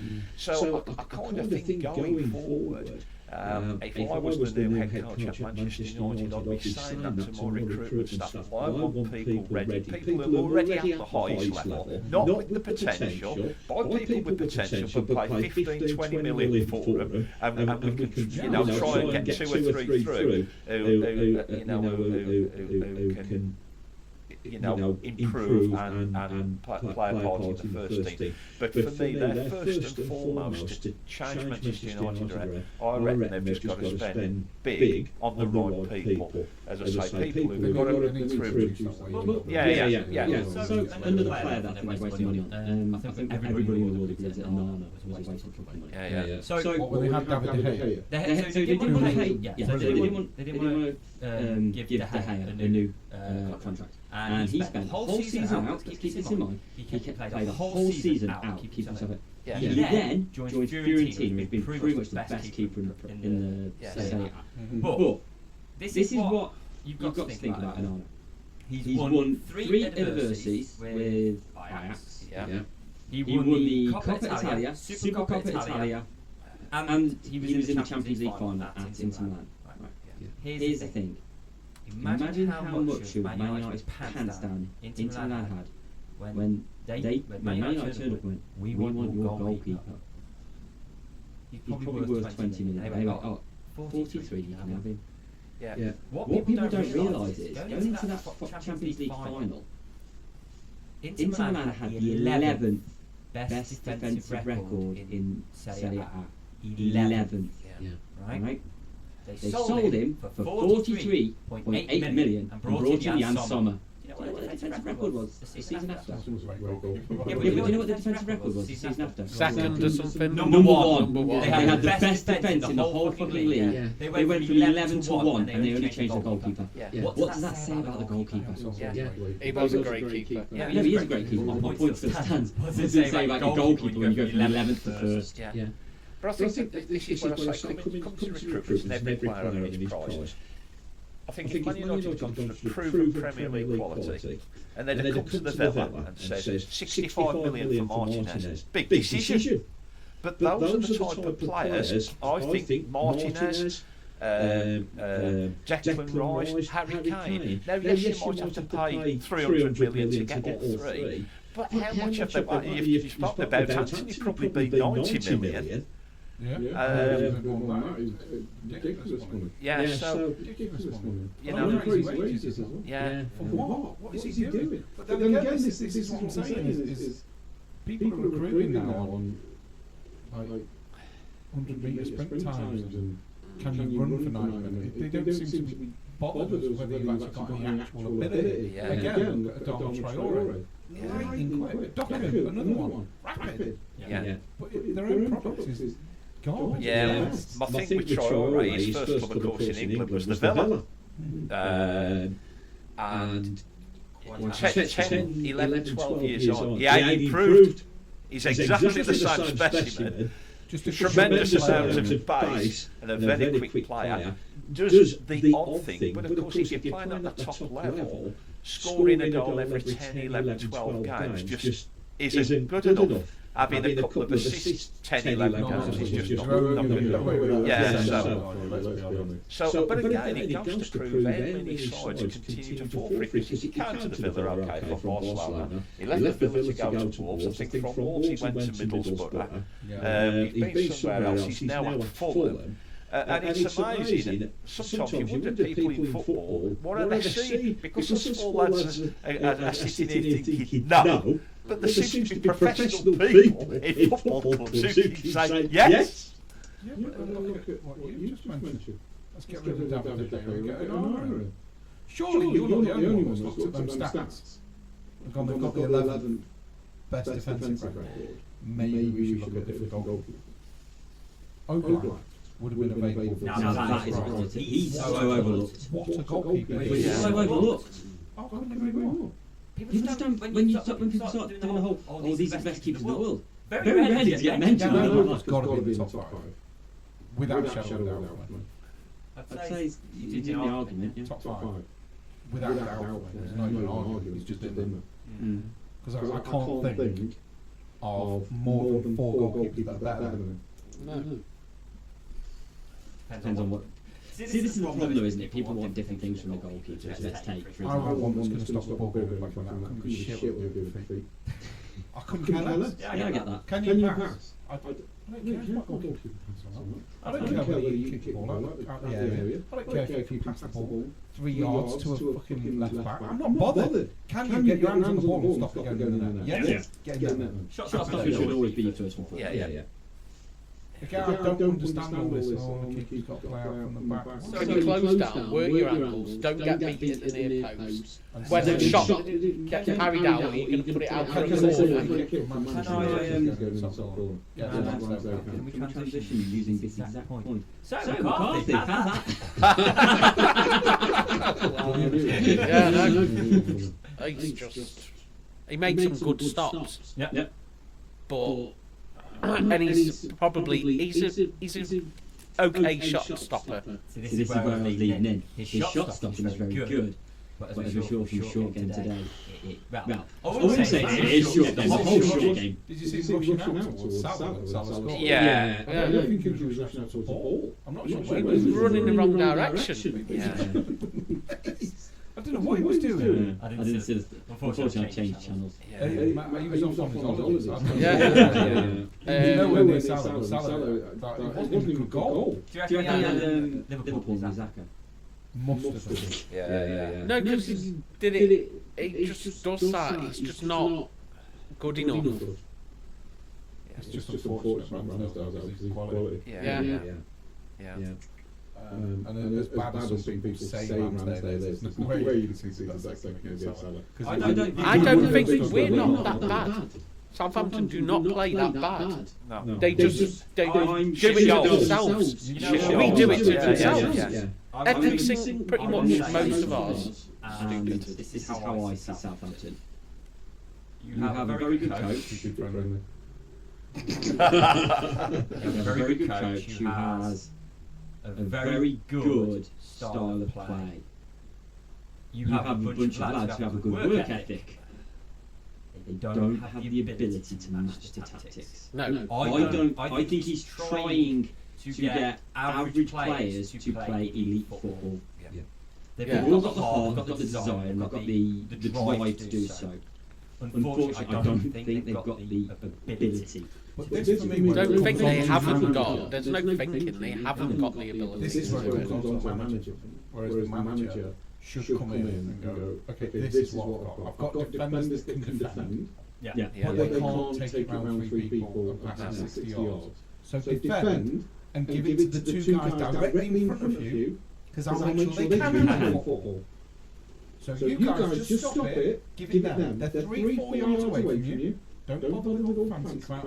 Don't bother kicking it back to the keeper, because I don't think this one's got feet. So just give it to the guy in front of you, let them do the job. Because you've got one particular midfielder. What was his name? I can't remember his name. Who went off? Injured. Lallana. No. The other one. Yeah. Tall guy. He's not a midfielder, he's a striker, an Archie. What a player that guy. Oh. What a game he had. He's a striker. I'm sure he's centre mid. He's an out and out centre forward. I know. And he played, as far as I'm concerned, he played centre mid, because that's where he spent. Yeah. Because he played it so well. What a player that guy is. He's good with his feet, strong as an ox, passing was good. Hope he's not too hurt. Brilliant. Absolutely brilliant. I can't believe he's not been in the squeeze since we've had him for 2 years. We bought him the year but we went down. What a player that guy is. I mean, he is some guy there. I like Dibbling. I know, as everyone that's heard the pod before will know, I've got 30-year-olds on that. Zach was with me this weekend. Yeah. And we were sat watching the Southampton game. And I said to Zach, that guy is not going to be in Southampton next season. No offence. Unless there's a miracle where we stay up, he's not. Even if you stay up, I cannot see Dipping being with you next season. He looks so good. Great player. Okay. And he's young, he's English, he's fast, he's strong, he can pass, he's assured. Well, I'll say Was it a penalty? yes. I agree. Because His foot's on the Well, line. the defender's foot is, it doesn't matter where it was, the contact was on the leg. And His that's leg was over His challenge. His toes are on the line. because the contact of the leg, it wasn't the foot. the line is part of the box. And they say if your foul, etc., is on the line, Yeah. and then the contact was the knee, not the feet, so it doesn't matter where the feet were.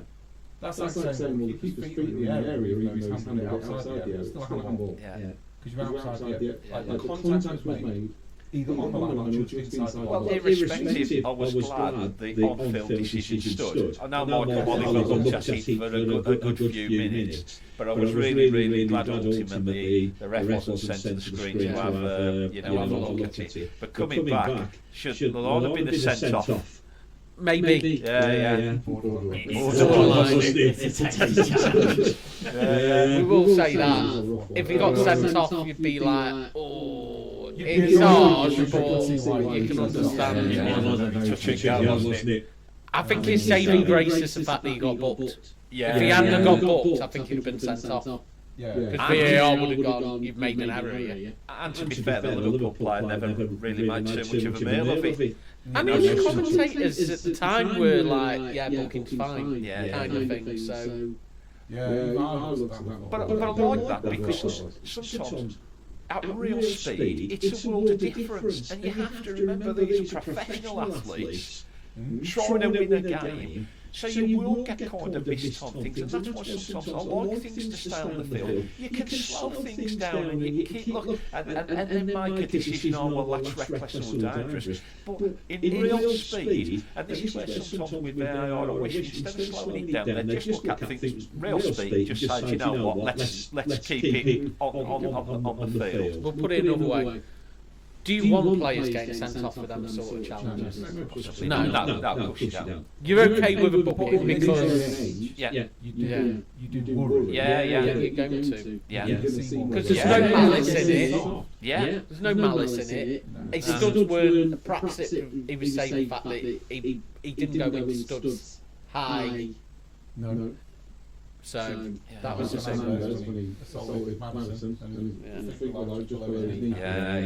But then, so that game, Lallana was playing really well before that. The problem is, he can't stay fit. He ain't even got 45 minutes in him, it doesn't look like now.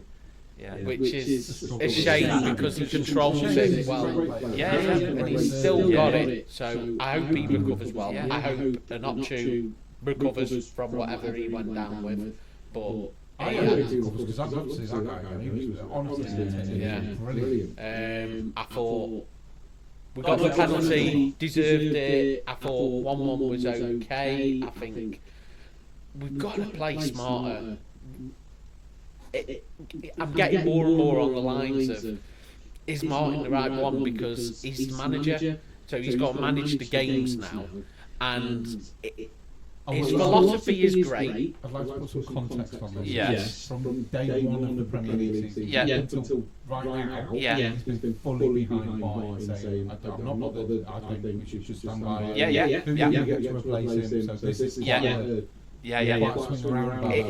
gets to the point of, should he be changing his style to come up with a new backup plan, because he's going to keep losing games playing the way he is. You don't seem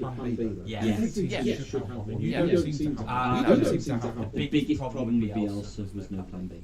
Yeah, but we haven't got one. You haven't got one. I haven't seen anything. No, but from sometimes Arsenal. this is where I say statistics. You can become fixated on the plan A is all there is because all the evidence suggests that should be. You know, you talk a lot now in football and Southampton are doing this, and the old risk and reward. But if you keep doing it, the rewards will eventually come. But sometimes those rewards don't come, and the risk comes too great. You know, that's the thing, and also we've touched upon as well. Russell Martin might be fantastic at Manchester City because the players at his disposal, but he's not got those type of players at Southampton. Definitely So, the reason why I like Eddie Howe at Arsenal. yeah, Because he's managed players that are not to standard. yeah, Because he did it for years. yeah.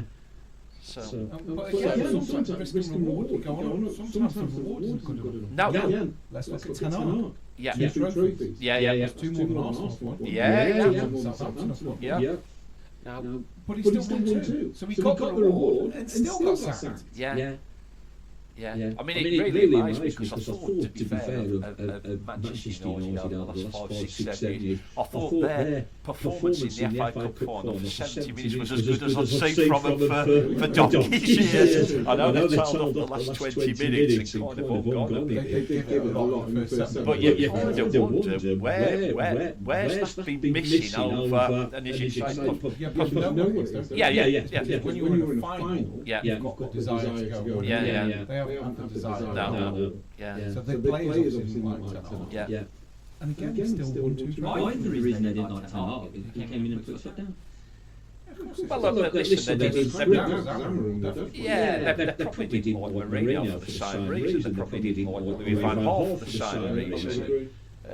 You know, we've talked about it earlier on in the podcast. It's a pretty toxic dressing room and needs a complete, you know, what an overhaul. Actually, not too dissimilar after Wenger left Arsenal. I think they didn't back Emery, they backed the players and got rid of Emery, and it was the wrong decision. Yeah, and I think whether that's, you know, with Van Gaal, with Mourinho, with Eddie Ten Hag, I think they should have just said, no, we're going to come what now, we're going to back, you know, we're trusting this bloke. Because all them three coaches I've just mentioned are serial winners, won absolutely everywhere. So, as I say, for me, they should have really stuck. So, hopefully now they're just going to say once and for all, you know what, this is the project, this is our guy to see it through, and we're going to back him couple They need to back somebody. well, they've took all the director of football. They took our director of football. They've took Newcastle's director of football. They're literally taking other teams and crippling. Switching their managers left, right, and centre. Yeah. And again, winning's not good enough. I No. mean, what Amarim is looking at that job going, I've got to win the treble again. Because if I win cups, it's not good enough. Yeah. So we need to go back to a penalty incident as well. Or This is what I was non-penalty. about to bring up, where I was about to say, going back onto my fifth official comment. Darwin Núñez going down holding his head after No, not that one. How good would a fifth official with a baseball bat be? Where did you get hit? The jaw? Bang! Now, in that case, the fifth official should have two baseball bats. I think sometimes players forget there's cameras watching everything. They live in such a protected bubble. Yeah. Now, How Núñez come you think that that's all right? Núñez should not go down on that. But I'm going to slate Stevens as well because he is in his own penalty box. He should not even raise his hands towards a player because he's just asking a different ref on a day to get it looked at. Now, the incident I was on about is when we were 2-1 up and Adam Armstrong's running through on goal and Keller slides in. He's missed the ball and the ball's gone past him and he takes it out of Armstrong. Yes. But there's a foul against Armstrong. When he says he takes Armstrong out, right, he literally Yes. all of Armstrong out. Yes. Because like picture it like this, Tim. About 2 seconds. Yeah, picture it like this, right? You and I are 1-on-1. Yeah. The ground's slippy. Yeah. You come sliding out. Yeah. You've missed the ball completely. And the only thing in front of you is me. Yeah. You hit my legs, I go over the top of you, and I wonder why the hell nothing has been called. Yeah. It was called. It was foul against Armstrong. It did, yeah. And it makes you think. Clear and obvious error. Surely the VAR should look at that and go, "You made an error because you've given a foul against a guy who's done nothing wrong." Maybe the game restarted, and it got that far down the line, the VAR still trying to work out what the hell was going through their mind.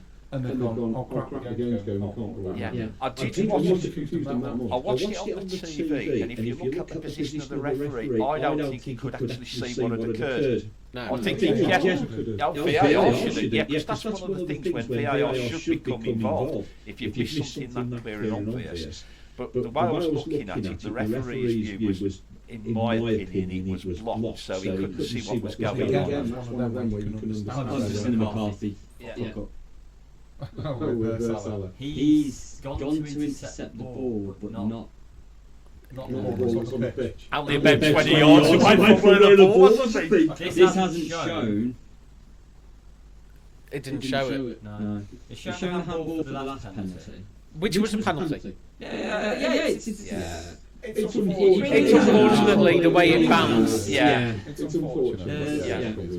However, That Armstrong was definitely a penalty. Yeah. no. Yeah. No, I like for it. Yeah. No. Is it? It's Liverpool. Did you say maybe they were 2-1 up? Yeah. Yeah. No, it's not. Yeah, but like I say, it's Liverpool, isn't it? So they do miss stuff like that, because they always do. Yeah. We'll see some matches day later. I didn't think the ref had a bad game. No. Like you say, it was alright, because like, the ones that he got wrong, you could look at it and go, I can understand why he's got it wrong. you know, he's booked Lallana, which was a booking. Could he have been sent off? We made the decision. Okay with it. Yeah. Our penalty, he made the decision. It was a penalty. It was a penalty, so he got that right. He got the Liverpool one right. He's made the decision from what he's seen. Yeah. And like you say, from his viewpoint, he wouldn't have seen it No. as fully, and you might not. Yeah. Yeah. Other than that, all the bookings I thought were all bookings. I didn't think he favoured either side. But again, the errors that he made, you can look at it and understand why he's made them. Yeah. VAR should step in when it's that bad Yeah. and go, okay, your view's blocked, I get it. Yeah. Come to the screen, just have a look and see what you think when you've actually seen Yeah. a proper Okay. view of it. Oh, you know, Southampton's CDM yeah. is Flynn Downs. Why is he playing centre back? Yeah. Because Bednarak's out. We bought two centre backs in the summer, Edwards and Wood, who are nowhere near good enough. They're not even Championship good enough at this moment in time. And what gets me is, and that's why I say we're going to get relegated because of the transfer window that we've had. Now we've done brilliant with Ramsdale, but other than, and obviously Taylor Bellis, but that's last year's transfer. Oh, possibly so, but I mean, you're 12 games in, and bearing in mind transfers, these are brand new players. So literally, in terms of playing time, you're talking 900, 990, 1,080 minutes playing time. You've got up to 12 games. It's not a great deal. I know you get with them on the training ground. But I always think, you know, we're far too... I think the thing right away across the world, it's instant gratification now. We all want it now. But sometimes you've just got to take a bit of patience. Well, I'll come back to the Wolves. I won't go 3 weeks because we're a lot of points now. A few weeks ago, and I know we're not far behind. How can you say that with a straight face? We're at least 3 wins. Never take 3 wins to get out. They need 5 points Yeah. to catch Wolves. Yeah. Ipswich. Right, Yeah, we've only got Brighton, Villa, Chelsea, Tottenham. Yeah, you got There's no games you got the coming up. Villa on the Tottenham 7th lose, of December, I think. Villa's an easy one, isn't it? Yeah. Tottenham lose to you. They lose to shit teams. This is why I'm thinking, do we need a change? Because some of the players are good enough. Now, I say, if we're trusting the process, we're going to get relegated. Russell Martin is probably the right man to take us back up. But, I don't know. But when you've got a manager that maybe you test somebody... Put that guy as an outcast. That's striker that we talked about. His name at the moment. No, that was started before him. Why is it not been before now then? Because Anything said about it? he was on loan last year in Turkey. And the Turkish clubs wanted to sign him. He scored goals. But Southampton wanted more money because we paid a lot of money for this guy. Well, I think that pretty much wraps this week. But I think there may be, because Steve Cooper's gone now from Leicester, so they're going to change their manager. Lopetegui's probably not that far behind if West Ham lose again. I think we need to change. Are we going to change our manager? You know, I think. Yeah. We'll leave that all with you. Right, gentlemen, we'll leave it there because we've been around long enough. Many thanks. Okay, you're welcome. Really appreciate it. Yeah. It's nice to have a different sort of take on something. Yeah. And a different team. On the Yeah. podcast. Never did get rented to Germany. Did we? We've got to put it. Yeah. I'll be doing many more of them next year. Yeah. Thank you very much for joining us. Thank you, gentlemen. Show it up. Once. So thank you very much, everybody listening. We really appreciate it, and we shall see you people next week.